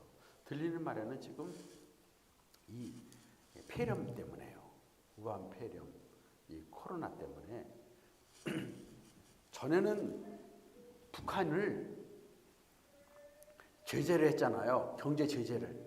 그래가지고 경제 제재를 하니까 어떻게 해서라도 막 무역화가 해갖고 뚫고 나가는데 지금은 자기 스스로 자기들이 제재를 해. 그래서 아예 중국하고 전혀 못 들어오는 거예요. 물건도 못 들어오게. 물건 갖고 들어오다가 폐렴 그 바이러스 갖고 들어올까봐. 그러니까 완전 막아놓으니까 그 안에서 장사도 못하고 이거 다 힘든 거예요. 그러니까 지금 저 안에서 스스로 지금 굶어 죽게 되든가 아니면 지금 망하게 돼버렸어요. 정권이 지금 힘들어요. 그렇다가 풀어놓아버리면 완전히 그냥 거기서 폐렴이 막 들어와 버리면 거기는 또 그런 시설이 안 되잖아요. 의료시설이 없으니까 이거 뭐 전염병 퍼지면 큰일 나잖아요. 지금 그런데 그거 보면 하나님께서 뭐 조금만 역사하시면 다 무너지는 거는 순식간이고, 뭐 하다못해 김정은이 하나님께서 심장 박동 뛰는 거 스탑하면 끝나는 거예요. 누가 아무리 막 인공호흡 해봐 끝나는 거예요. 김일성도 스탑하니까 심장마비로 죽었다 그러는데 하나님의 손 안에 다 달리셨는데, 우리가 하여튼 저 북한이 생각하면 저들에게 구원의 복음이 임하기를 바라고, 근데 그 가운데서 북한의 소수의 진정으로 믿는 사람들은 나만을 위해서 기도한대. 한국을 위해서. 저들의 한국의 교회들이 정말로 세속과 타협하고 미지근한 신앙이 있는데 우리는 생명 걸고 이렇게 기도하는 자신들을 생각하면서 소수지만, 그래서 소수의 순수한 정말 하나님 주님 오심을 바라보고 기도하면서 믿음으로 살아가는 소수의 북한의 신자들도 있습니다. 그것은 우리가 하나님께서 남겨놓은 자가 있습니다. 그래서 우리가 생각하면서 또 북한을 위해서도 우리가 기도하고 자, 첫 번째 영혼 구원. 영혼은 왜 영혼 구원을 얘기할까? 사람은 불멸합니다. 사람은 아까도 얘기한 것처럼요, 사람은 영원전부터 하나님의 사랑으로 하나님의 선택과 유기, 하나님이 선택하시고 하나님이 선택하지 않은 유기된 자들로서 영원전부터 그들은 존재하는 걸로, 존재하는 게 아니라 영원전부터 하나님의 아심 가운데 있었다. 그런 가운데서 때가 되면 하나님이 출생하게 하시고, 그리고 믿는 자들은 부르시고 마지막 영광에 이르게 하시고, 믿지 않는 자들은 마지막에 영광에 하나님의 심판에 처하게 되는 거죠. 그래서 사람은 영원히 불멸해요. 그래서 천국이냐 지옥이냐 둘 중에서 영원히 간단 말이에요. 근데 우리는 하나님의 선택에 대해서 몰라요. 자기 자신에 대해서만 우리가 알아야 돼요. 내가 믿게 된 것은 하나님이 나를 영원전부터 하나님이 아시고 나를 끝까지 선택해서 이렇게 된 거구나. 하나님 감사합니다 하는 걸로만 들려야 되고, 다른 사람에 대해서는 모르니까 우리는 무조건 전해야 되는 거예요. 믿지 않으면 저들은 영원한 지옥의 형벌 떨어지니까. 우리는 하나님의 선택의 문제는 우리 자신에게만 가능하면 생각하고, 다른 사람에 대해서는 그 생각지 말고 그걸 하나님께 맡기고, 우리는 그저 우리가 저들이 믿지 않으면 영원한 지옥의 형벌로 떨어지고, 그렇지 않으면 영원한 하나님 나라로 영광스러운 나라로 가니까. 영원 문제, 구원 문제, 영혼은 불멸하기 때문에 그렇습니다. 이 땅에서 살다가 죽으면 끝이면 끝이 아니란 말이에요. 자, 세 번째 그리고 영혼 구원과 함께, 자, 예수님을 구주로 믿느냐 안 믿느냐, 믿느냐 안 믿느냐에 따라 인생의 영원한 운명이 결정이 돼요. 영원한 운명, 믿느냐 안 믿느냐. 그래서 예수님을 구원자로, 세이비어로 믿는 자는 영원한 운명이 천국이고 하나님 나라고, 그렇지 않은 자들은 영원한 지옥의 형벌이라는 것, 성경은 분명히 말씀하고 있습니다. 그래서 이것을 우리가 정말 이 예수님을 전해서 영혼 구원의 역사를 이루는데 가장 심각한 문제는 뭐냐? 믿는 자는 영원한 천국으로 가고 믿지 않는 자는 영원한 지옥으로 간다는 것을 알면서도 전하지 않는 것이 가장 심각한 문제라는 거죠. 알면서도 전하지 않는 것이 또 어떤 것이 가장 심각한 문제예요. 그래서 나는 예수님 믿었기 때문에 구원 받았어. 근데 저 사람들은 안 믿으니까 지옥 간다. 이렇게 생각하는 것을 생각하고 안다는데 안 한다. 이게 더 심각한 우리 자신의 고질적인 문제고, 어떤 것은 암병보다 더 심각한 우리의 문제가 아니겠는가. 문제죠. 가장 심각한 문제죠. 예. 그래서 우리는 이거를 여기서 생각하고요. 예. 사도 바울은 표현이 없네. 사도 바울은 참 자신이 이걸 알고 깨달았어요. 정말 예수님 믿어야만 구원받고, 예수님의 십자가 외에는 구원이 없다. 십자가 외에는 구원이 없다는 걸 알아가지고 얼마나 뜨거운 열정을 가졌는지요. 그래서 사도 바울의 열정을 보면요, 영혼 구원을 위한 이 열정, 저들을 구원하고 있는 열정은 그 열정을 따라갈 수 없잖아요. 큰 열정. 찰스 피니가 이런 말을 했어요. 쇠가 녹슬어서 없어지든가 닳아서 없어지든가 둘 중에 하나가 없어지잖아요. 그렇죠? 쇠 한 60년 놔둬봐요. 60년 좀 녹아서 없어져요. 닳아. 그 다음에 또 한 60년 동안 이렇게 사용하다 보면 닳아서 없어지는데, 자신의 몸도 그냥 이렇게 하다 보면 나중에 어차피 병들어서 죽잖아요. 약해져서 죽잖아요.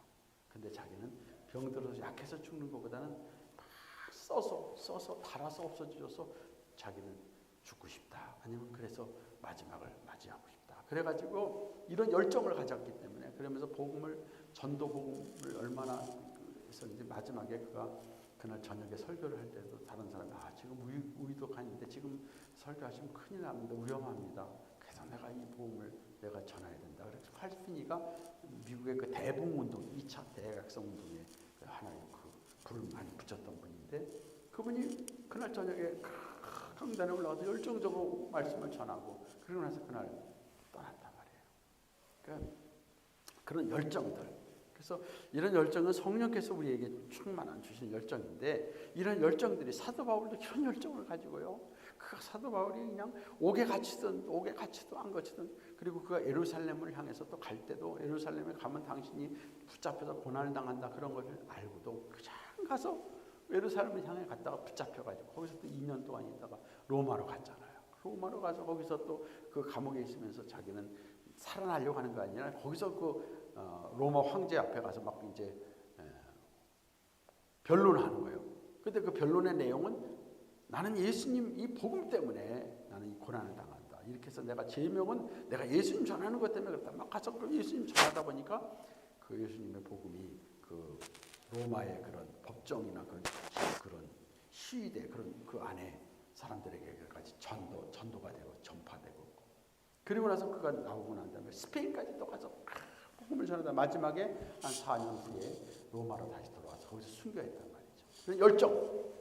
그러면서 저는 유대인들에게는 유대인들을 얻으려고, 율법 없는 이방인들에게 이방인을 얻으려고 그냥 가는 면에서 그렇게 전도의 열정을 가졌던 것이 사도 바울의 모습이었습니다. 우리 예수님께서도 그 영혼 구원에 대한 열정, 영혼 구원, 그러니까 전인 구원이죠. 사람을 구원하고자 하는 열정을 가졌잖아요. 그래서 수고하고 무거운 짐 자들아 다 내게로 오라. 우리 예수님 말씀 같이 읽어볼까요? 거기 있죠. 28페이지 중간 밑에. 수고하고 무거운 짐자들아 다 내게로 오라. 내가 너희를 쉬게 하리라. 나는 마음이 온유하고 겸손하니 나의 멍에를 메고 내게 배우라. 그리하면 너희 마음이 쉼을 얻으리니 이는 내 멍에는 쉽고 내 짐이 가벼움이다. 주님 말씀하셨어요. 그리고 나서 주님이 잃어버린 자를 찾아 구원하러 오셨다 그랬어요. 인자가 온 것은 잃어버린 자를 찾아 구원하러 오셨다. 구원에 대한 자신의 그런 목적, 구원에 대한 열정을 말씀하시고, 그리고 나서 예루살렘을 향해서 가시면서 예루살렘을 보시고 예루살렘아 예루살렘에서 우시는 것. 예수님이 우셨다. 예수님이 눈물을 흘리셨다는 것이 성경에 크게 세 가지가 나와요. 첫째는 나사로의 죽음 앞에서, 무덤 앞에서 눈물을 흘린 사람들을 보고 예수님은 그 죽음을 보시면서 인간의 죽음이 하나님의 심판 속에서 죄값을 통해서 이 죽음과 영원한 지옥 형벌이 있는 것을 아시고 예수님이 우셨어요.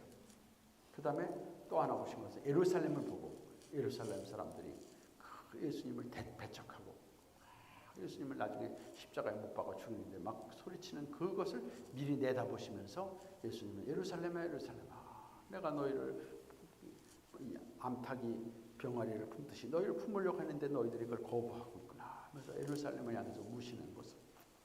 그래서 예루살렘이 나중에 황폐하게 로마에 의해서 70년에 다 멸망을 하죠. 그 다음에 세 번째 우셨던 것은 뭘까요? 언제일까요? 예? 나사로? 그건 첫 번째고, 두 번째는 여기서, 세 번째 하나는 더 보면 예수님이 겟세마네 동산에서 성경이 그런 말씀이에요. 히브리서에 보면 심한 통곡과 눈물로 자기를 구원하실 분에게 기도했다 그러거든요. 그러면 이때 기도는 어딜까? 겟세마네 동산으로 볼 수 있죠. 겟세마네 동산에 예수님이 피땀을 흘리면서 기도하셨다 그러거든요. 그때 그는 눈물로 아버지께 부르짖으며 기도하시는데, 그렇게 기도하시는데 제자들은 저쪽 가서 그냥 자고 있어. 한 번가 너희들이 자느냐? 깨어서 시험에 들지 않게 기도하라. 그리고 또 가서 예수님 저쪽 가서 또 눈물을 흘리시면서 얼굴을 땅에다 대시면서 기도하셨어. 그리고 나서 또 와보니까 또 자. 그리고 그 세 번째 또 가서 눈물로 기도하시고 난 다음에 예수님이 보니까 세 번째 또 그래도 자. 참. 우리 같으면 한 번은 자지만 두 번째는 깨지 않았을까? 네, 글쎄요. 이런 자가 제자들입니다. 이런 자들이 뭘 큰 일을 하겠어요? 뭐 큰 역사를 이룰 수 있겠어요? 마이등풍 뭔지 아죠? 무슨 뜻이 알아요? 그건 이번 형제 마이등풍. 마이동풍이라고 했죠. 마이등풍이요? 네. 대충 알아요. 무슨 말인지. 말한테 얘기해도 그냥 아무런 반응이 없는 것처럼. 네? 네. 그런 자들의 모습이에요. 근데 우리는 좀 낫다가 아니죠. 좀 나을 수 있어요. 근데 그 제자들이 나중에 성령이 충만한 가운데서 역사를 바꾸는 역사를 이루었잖아요. 그러니까 우리도 성령의 충만함이 필요하다. 자, 그다음 넘어갑니다. 그리고 나서 아버지의 사랑, 아버지의 영혼에 대한 열정도 보여주죠. 아버지께서 구원하시고자 하는 열정으로 탕자의 비유를 보여주는데, 탕자의 비유에 보면 탕자가 아버지가 첫째 아들과 둘째 아들에게 재산이 많았어요. 재산을 이제 나눠주려는데 둘째 아들이 먼저 나에게 좀 상속을 먼저 해달라 그러는 거예요. 근데 아버지가 보통 살아있을 때 상속을 안 하는데 살아있는 동안에 상속해달래요. 그래서 아버지가 재산을 절반을 줬습니다. 큰아들은 그냥 아버지와 같이 있고, 그리고 둘째 아들은 상속을 받아 절반을 가지고 나가서 그냥 밖에 나가서 마음대로 그 돈 가지고 쓰니까 친구들이 얼마나 돈 많고 하니까 막 따라오지. 그래가지고 그러다가 돈 다 써버렸어. 그랬더니 친구들 다 떠났어. 먹을 것이 없어가지고 할 수 없이 직장을 구하는데 직장 제대로 안 되죠.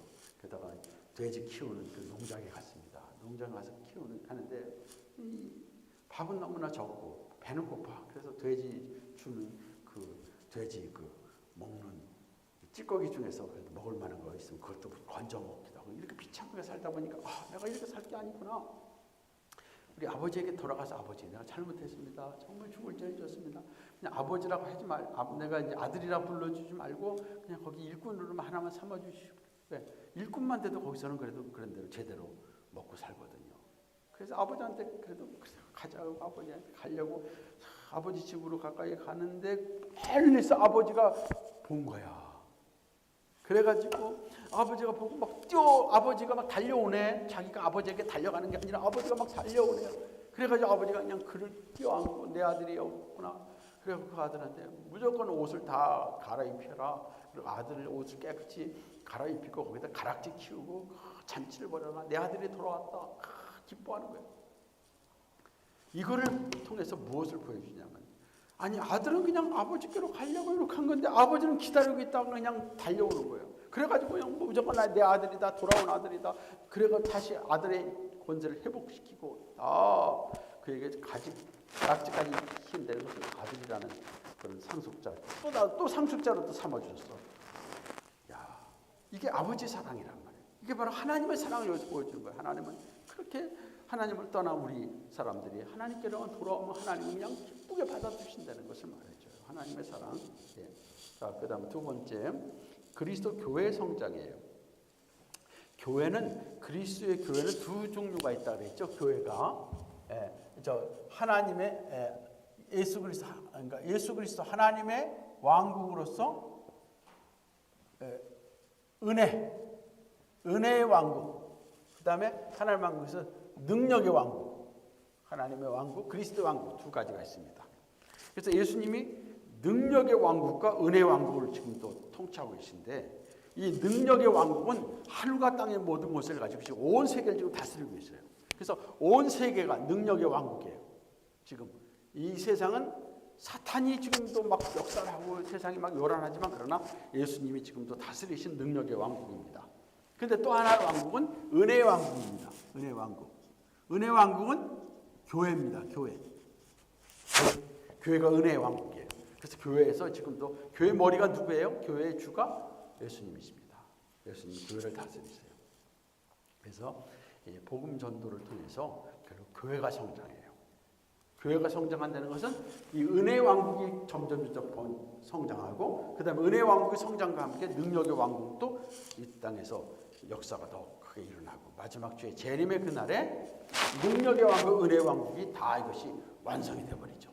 그래서 교회는 영원히 이제 교회가 이루어지고, 자, 예수 그리스도의 그다음 우주적인 통치, 우주적인 통치, 교회를 통한 통치, 이것이 마지막에 다 이루어질 겁니다. 지금 현재 은혜의 왕국으로서의 교회의 통치를 생각하세요. 그렇죠? 예수님께서 분명히 하늘과 땅의 모든 것을 가시고 지금도 모든 자들의 주로서 지금 다스리고 계세요. 그래서 그런 면에서 이 세상의 주는 예수님이십니다. 예수님이 우리의 모든 걸 다 다스리고 계세요. 생사하고 주관하고 계십니다. 세상의 모든 나라, 우주 만물을 지금도 통치하고 계시는 능력의 왕국을 다스리고 계시고, 또 하나는 은혜의 왕국, 교회를 지금 다스리고 계시다. 그래서 우리가 복음 전도를 통해서 두 번째, 교회의 왕국이 점점 성장하는 것이다. 세 번째, 복음의 전도를 통해서, 첫 번째는 뭐였죠? 복음 전도를 통해서 영혼을 구원하고, 두 번째는 은혜의 왕국, 교회가 성장하는 것이고, 근데 세 번째, 하나님의 영광입니다. 30페이지 하나님의 영광이에요. 그래서 영혼이 구원하고, 첫 번째 여기서 첫 번째 영혼 구원, 두 번째 교회 성장, 세 번째, 하나님의 영광. 그죠? 이것이 궁극적인 복음 전도의 목적이다. 복음 전도의 목적. 영혼을 구원하고 다른 사람들이 불신자들이 영원한 지옥에서 건짐을 받고 구원받아 영원한 하나님 나라의 백성이 되는 영혼 구원과 함께 그 구원받은 자들이 모여서 교회를 성장시키고 교회 성장이 결국 일어나므로 많은 자들이 하나님께로 돌아와서 하나님을 영화롭게 하고 영광을 돌린다. 이것이 하나님 복음 전도의 목적입니다. 그래서 예수님께서도 이 땅에 계시면서 내가 아버지를 영화롭게 했습니다. 아버지께서 사랑하는 일을 이루시면서 내가 아버지를 영화롭게 했습니다. 예수님이 이제 구원을 성취하심으로 하나님 영화롭게 하셨다는 것을 말씀하고 있고, 그리고 또 사도 바울의 서신을 통해서도 이 복음, 우리 그 로마서 16장 25절 있죠? 27절. 그거 한번 같이 읽겠습니다. 로마서 나의 복음과 예수 그리스도를 전파함은 영세전부터 감추어졌다가 이제는 나타나신 바 되었으며 영원하신 하나님의 명을 따라 선지자들의 글로 말미암아 하나님의 모든 민족이 믿어 순종하게 하시려고 알게 하신 바 그 신비의 계시를 따라 된 것이니 이 복음으로 너희를 능히 경고케 하실 지혜로우신 하나님께 예수 그리스도로 말미암아 영광이 세세무토록 있을지어다. 영광이 세세무토록 있을지어다. 아멘. 결국 이 복음의 전파함으로 나의 복음 전파하면 나의 복음과 예수를 전파하는 것은 결국 영광이 하나님께 세세무토록 있을지어다. 복음 전파는 하나님의 영광을 받으시는 겁니다. 우리 개혁자들의 그 표 중에 5가지가 있다고 그랬죠. 첫째는 오직 믿음으로, 오직 그리스도로, 오직 은혜로, 오직 성경으로, 마지막에 솔리 데오 글로리아, 오직 하나님의 영광을 위하여. 이렇게 있습니다. 우리 세상은 우리가 살아가는 동안에 가장 중요한 건 우리가 하나님의 영광을 위해서 살아가는 겁니다. 그래서 소위를 문답에서 제 1문에 이렇게 있어요. 사람의 제일 된 목적이 무엇입니까? 그럼 거기에 대해서 어떻게 대답하냐? 답. 사람의 제일 된 목적. 하나님을 기뻐하며 기쁘시게 하며 영원히 하나님을 영화롭게 하는 것이다. 하나님의 영혼을 영화롭게 하는 것이 사람의 제일 된 목적이에요. 우리를 구원하셔서 우리를 그 영광스러운 나라의 백성이요 자녀를 삼으신 그 하나님을 영광스럽게 하는 것이, 우리가 다른 사람들도 우리처럼 하나님을 아버지라 부르며 하나님을 예배하고 찬송하고 구원의 영광에 참여하는 것이 하나님을 영화롭게 하는 것이다. 그래서 구원 전도의 목적은 마지막은 하나님의 영광을 위한 것이다. 이걸 드립니다. 자, 그럼 10장까지 하고 마치겠습니다. 자, 복음 전도의 행위자. 그럼 복음 전도는 누가 하느냐? 천사가 할까요? 천사가 할까요? 누가 할까요? 복음 전도는 주님이 복음 전도는 누구에게 맡겼습니까? 우리에게 맡겼습니다. 우리. 주에게 부탁하시니 천사도 흠모하겠네. 천사도 흠모하는 직분을 우리에게 맡겼습니다. 우리가 볼 때는 천사가 하면 더 효과가 있지 않을까 생각하는데 성경에서는 그렇게 말씀은 안 해요. 사람들의 마음에 변화는 천사가 전한다고 해서 전하는 게 아니라, 또 그렇다고 우리가 전한다고 해서 변하는 게 아니라 우리의 전도를 통해서 성령님이 역사하실 때 이루어지는 겁니다. 그래서 우리를 통해서 복음 전도를 하도록, 복음 전도의 매개체, 복음 전도의 행위자는 우리지만 우리가 자체가 주체가 되는 게 아니라 우리와 함께 하시는 성령님, 예수님이 함께 하시는 거예요. 자, 그럼 결국 지금 우리라 그랬잖아. 우리는 결국 교회입니다. 교회라는 것은 우리 교회. 자, 그럼 요거 잠깐 요것만 설명드리고 마칠게요. 자, 교회.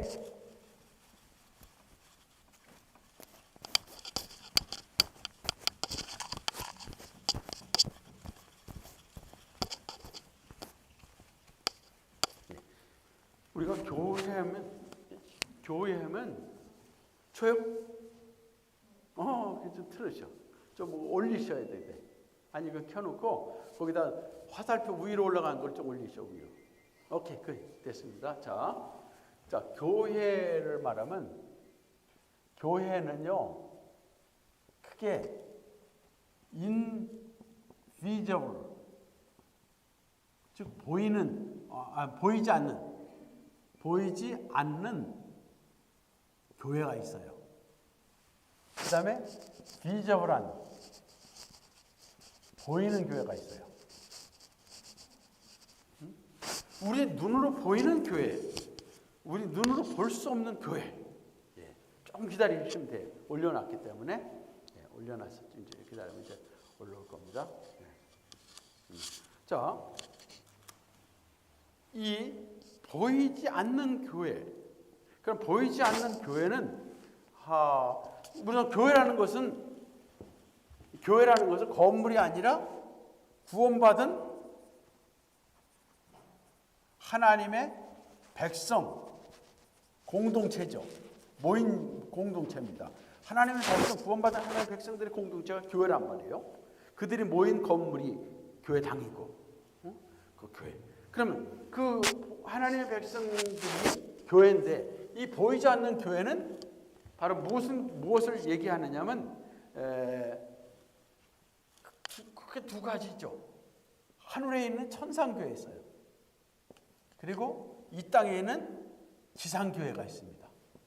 보이지 않는 교회는, 자, 보이지 않는 교회. 그러면 하늘에 있는 구원받은 백성들의 속한 그들도 하늘의 천국에서 천상교회를 위해서 하나님을 예배하고 있잖아. 영원히. 그래서 영원히. 육체는 이 땅에 있지만, 그래서 하늘에 있는 구원받은 영혼들이 모이는 하나님 모임. 그래서 계시록에 보면 24장로들이 거기 있으면서 하나님을 예배하고 막 찬송하고 그 하나님의 영광의 보좌 가운데서 하나님께 외치고 그러잖아요. 그렇죠?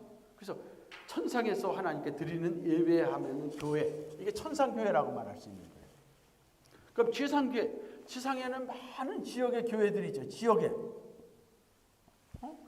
얼마나 많이 있어요. 막 세계적으로 지금 다 흩어져 있는 지역교회. 이 지역교회들이 보이지 않는 교회에 속하는데, 보이지 않는 교회에 속하는데, 요게 약간 여기에 이제 두 종류가 있어요. 지상교회는 참 구원받은 사람도 있지만, 참 크리스찬도 있지만, 아직 아직 구원 못 받은 사람이 섞여 있다는 거예요.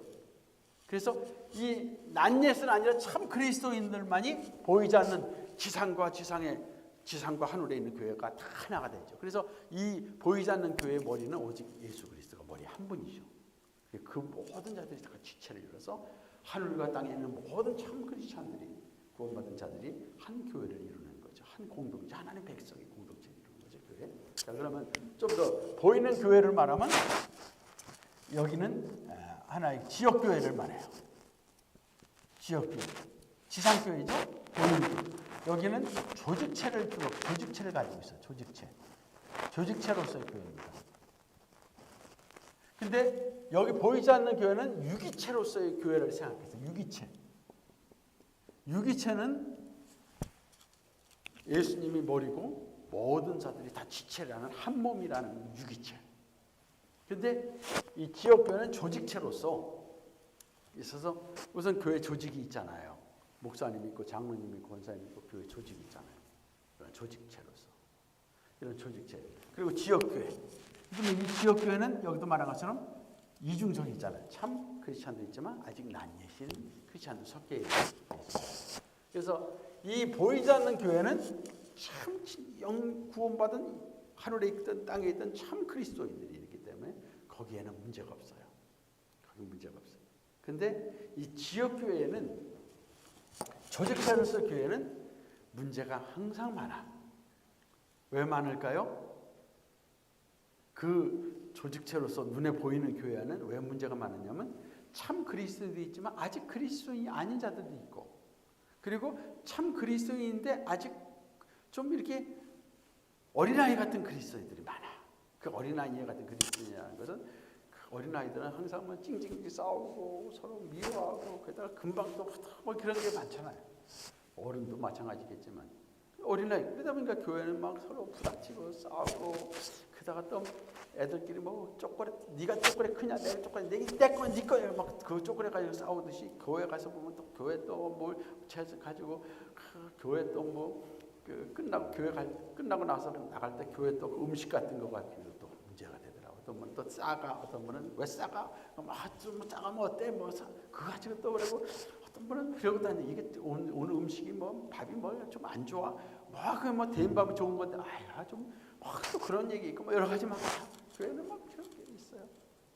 별거 아닌 거 가지고 서로 상처주고 막 그런 게 있어요. 그래서 문제가 보이지 않는 교회는 조직적 문제가 있죠. 그래서 교회는 조직이 아니기 때문에 근데 안 믿는 자들은요 어떻게 살아도 그냥 교회를 공격하고 이런 모습에서 잘못된 건 보이고 교회를 막 공격하죠. 왜냐면 지들이 안 믿고 지들이 영원 지옥 가는 자들이니까 항상 같이 지옥 가려고 그렇게 교회를 공격하잖아요. 그냥 불신자들은. 그렇지만 그들을 구원의 대상으로 우리가 생각해야 되니까 자 이런 교회는 두 종류의 큰 지적을 가지고 있다 생각하세요. 자 그럼 여기서 보면 조직체로서 교회가 뭐냐면 이거 조직체로서 교회는 보이는 교회 지역교회들 말이에요. 지역교회. 그 지역교회가 누구에 의해서 세워지냐면 예수님께서 말씀해서 사도들에게 특별히 사도의 대표인 베드로에게 얘기했잖아요. 베드로가 너희는 난 누구냐 할 때 베드로가 대표로 얘기했지 다른 사람들이 대답 안 한 거 아니라 베드로가 대표로 얘기했습니다. 만 여기서 지금 뭐 얘기하라 그러면 한 분이 최전 선생님 얘기해. 그럼 최전 선생님 대표로 얘기한 거지 딴 사람이 아는 거 아니거든요. 너희가 나 누구냐 하니까 그중에 대표로 베드로가 주는 그리스도시요 살아계신 하나님의 아들이십니다. 그렇게 얘기했단 말이에요. 그러니까 내가 내 위에다가 교회를 세우겠다. 그러면 그 베드로 위에만 세우겠다는 게 아니라 다른 제자들도 거기에 포함이 되는 것이고 그 제자들 머리 위에다 세우는 것이 아니라 그들을 통해서 교회를 세운다는 거예요. 그러면 실제로 오순절에 보였어요. 그래서 오순절에 저들이 성령 충만함 받고 나가서 베드로가 외쳤습니다. 요한이 외쳤습니다. 사도들이 외쳤습니다. 그랬을 때 수천 명이 돌아왔잖아요. 하루에 3,000명, 5,000명이 막 돌아오잖아요. 예루살렘 교회가 세워지잖아요. 그러나 베드로 위에 세운다는 게 베드로를 통해서 세운다는 거거든. 제자를 통해서. 그들을 통해서 조직교회가 세워지잖아요.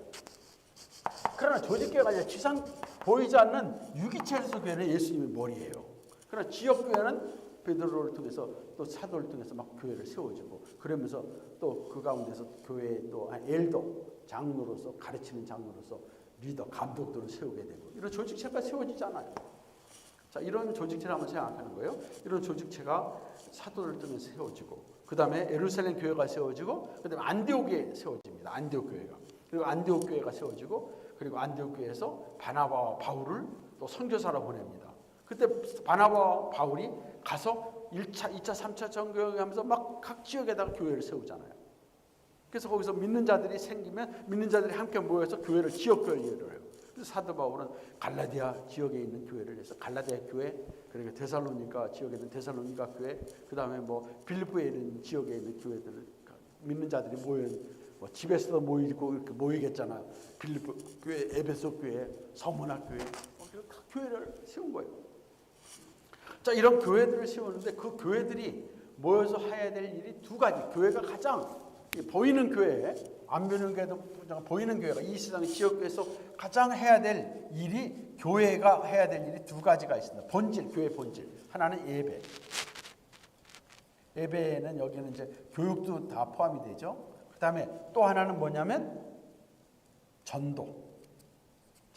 전도에는 좀 세상을 또 섬기는 것까지도 연관이 되겠죠. 세상 가난한 자들 돕고 뭐 이렇게 사회를 좀 더 돕는 것까지 되겠죠. 병원도 세워주고 교육 학교도 세우고 이런 것도 선교적인 차원에서 가능한 거죠. 그래서 교회가 해야 될 일이 가장 중요한 예배와 전도란 말이에요. 그래서 그 초대교회도 항상 저들이 모여서 예배하고 하나님을 찬송하고 하나님께 감사하고 성찬 예식을 통해서 예수 그리스도의 그 죽으심을 기념하고 감사하고 그리고 예배하고 그리고 모여서 가르침을 받고 말씀으로 가르침 받고 그리고 난 다음에 그들이 나가서 예수 그리스도를 전하는 전도의 또 사역을 감당하는 거예요. 이게 교회의 특징입니다. 이게 없으면 교회가 참 교회가 아니에요. 참 교회가 아니에요. 그래서 종교개혁 때 참 교회의 세 가지 특징을 얘기했어요. 교회의 특징의 세 가지. 교회의 특징의 세 가지는 첫째는 말씀의 온전한 말씀의 전파. 하나님 말씀, 성경 말씀이 바로 전파되는 게 참 교회다. 교회. 그다음 두 번째 성례의 집행이 잘 될 성례의 집행. 세 번째 치리, 권징, 치리의 시행, 집행 시행. 자, 세 가지가 교회의 특징이 있는 거예요. 그 중에서 첫 번째가 말씀의 전파, 말씀을 설교, 말씀 전파, 그리고 나가서 말씀을 전하는 것. 이것이 교회의 특징이라고 했습니다. 그러면 우리는 교회잖아요. 그렇죠? 우리가 교회예요. 우리 교회 일원이에요. 보이지 않는 교회에 우리는 속한 유기체로서 예수님이 머리시고 우리는 그의 지체인 지상교회에 속해 있지만 우리는 보이지 않는 교회. 참 그리스도인으로서 우리 그리스도인은 보이지 않는 교회. 그러면서 또 우리는 보이는 교회, 지역교회에 우리 또 속해 있어요.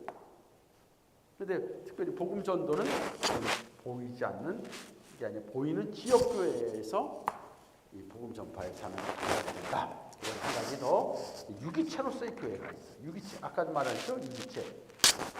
예수님이 머리셔. 보이지 않는 교회입니다. 그리고 모든 자들은 그의 지체입니다. 그래서 천국에 있는 자들은 어떻게 할 수 없지만 이 땅에서 있는 예수님을 머리로 가지고 있는 유기체로서의 교회도 사명이 있습니다. 그 사명은 세 가지의 사명인데 선지자로서, 제사장으로서, 왕으로서의 사명이 있다고 그랬어요. 자, 선지자의 사명은 뭘까요? 선지자의 사명은 가서 전하는 거예요.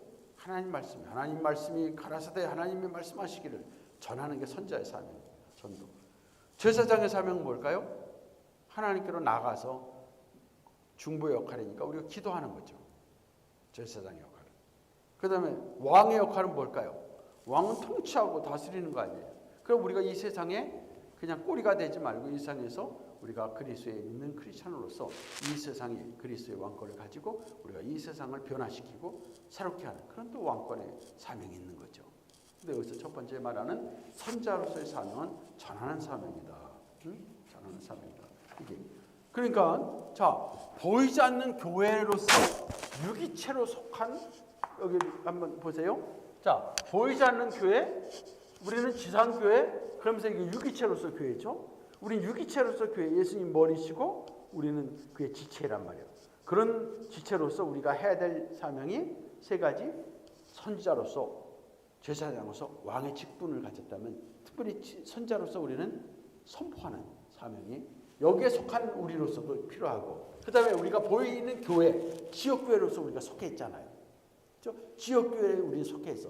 이 안에 속해 있는 우리로서 지역교회의 특징은 두 가지. 예배와 전도, 아니면 말씀 전파, 성례, 치리. 이게 보이는 지역교회의 특징이란 말이에요. 그 지역교회가 참 지역교회라면 이 세 가지가 바로 돼야 되는 거예요. 그럼 그 중에서 말씀 선포, 말씀 전도는 교회의 중요한 본질이다. 이걸 이제 말씀을 드리는 겁니다. 그래서 하나님께서는 교회에게 맡겼습니다. 특별히 이 땅에 있는 교회들에게, 우리 그리스도인들에게 복음 전파를 맡겼으니까 이 복음 전파의 사명은 우리가 잘 감당해야 될 귀한 사명이고 직분이라는 것을 또 한번 생각하시고, 복음 전파의 오늘 10장의 제목이 뭐죠? 복음 전도의 행위자, 주체자. 사실 우리가 주체로 우리가 복음을 전해야 되지만 우리가 함께 하시는 성령을 통해서 우리는 복음을 전해야 된다. 기도합니다. 하나님 아버지, 맞춥니다. 오늘도 이렇게 복음 전도의 긴박성에 대해서 말씀하고, 복음 전도의 목적에 대해서 말씀하고, 복음 전도의 결과에 대해서 말씀하고, 복음을 통해서 영혼이 구원받고, 복음을 통해서 교회가 성장하고, 복음을 통해서 하나님의 영광을 돌리고, 그리고 또 이 일이 교회에게, 우리에게 맡겨진 사명이라는 걸 알고, 우리가 이 복음 전도의 행위자로서 우리가 또 이 나팔을 불고 이 사명을 감당하는 참 그리스도인들, 참 교회 지체로서의 사명을 감당하시도록 성령님 도우시고 함께 하옵소서. 예수님의 이름으로 기도드리옵나이다.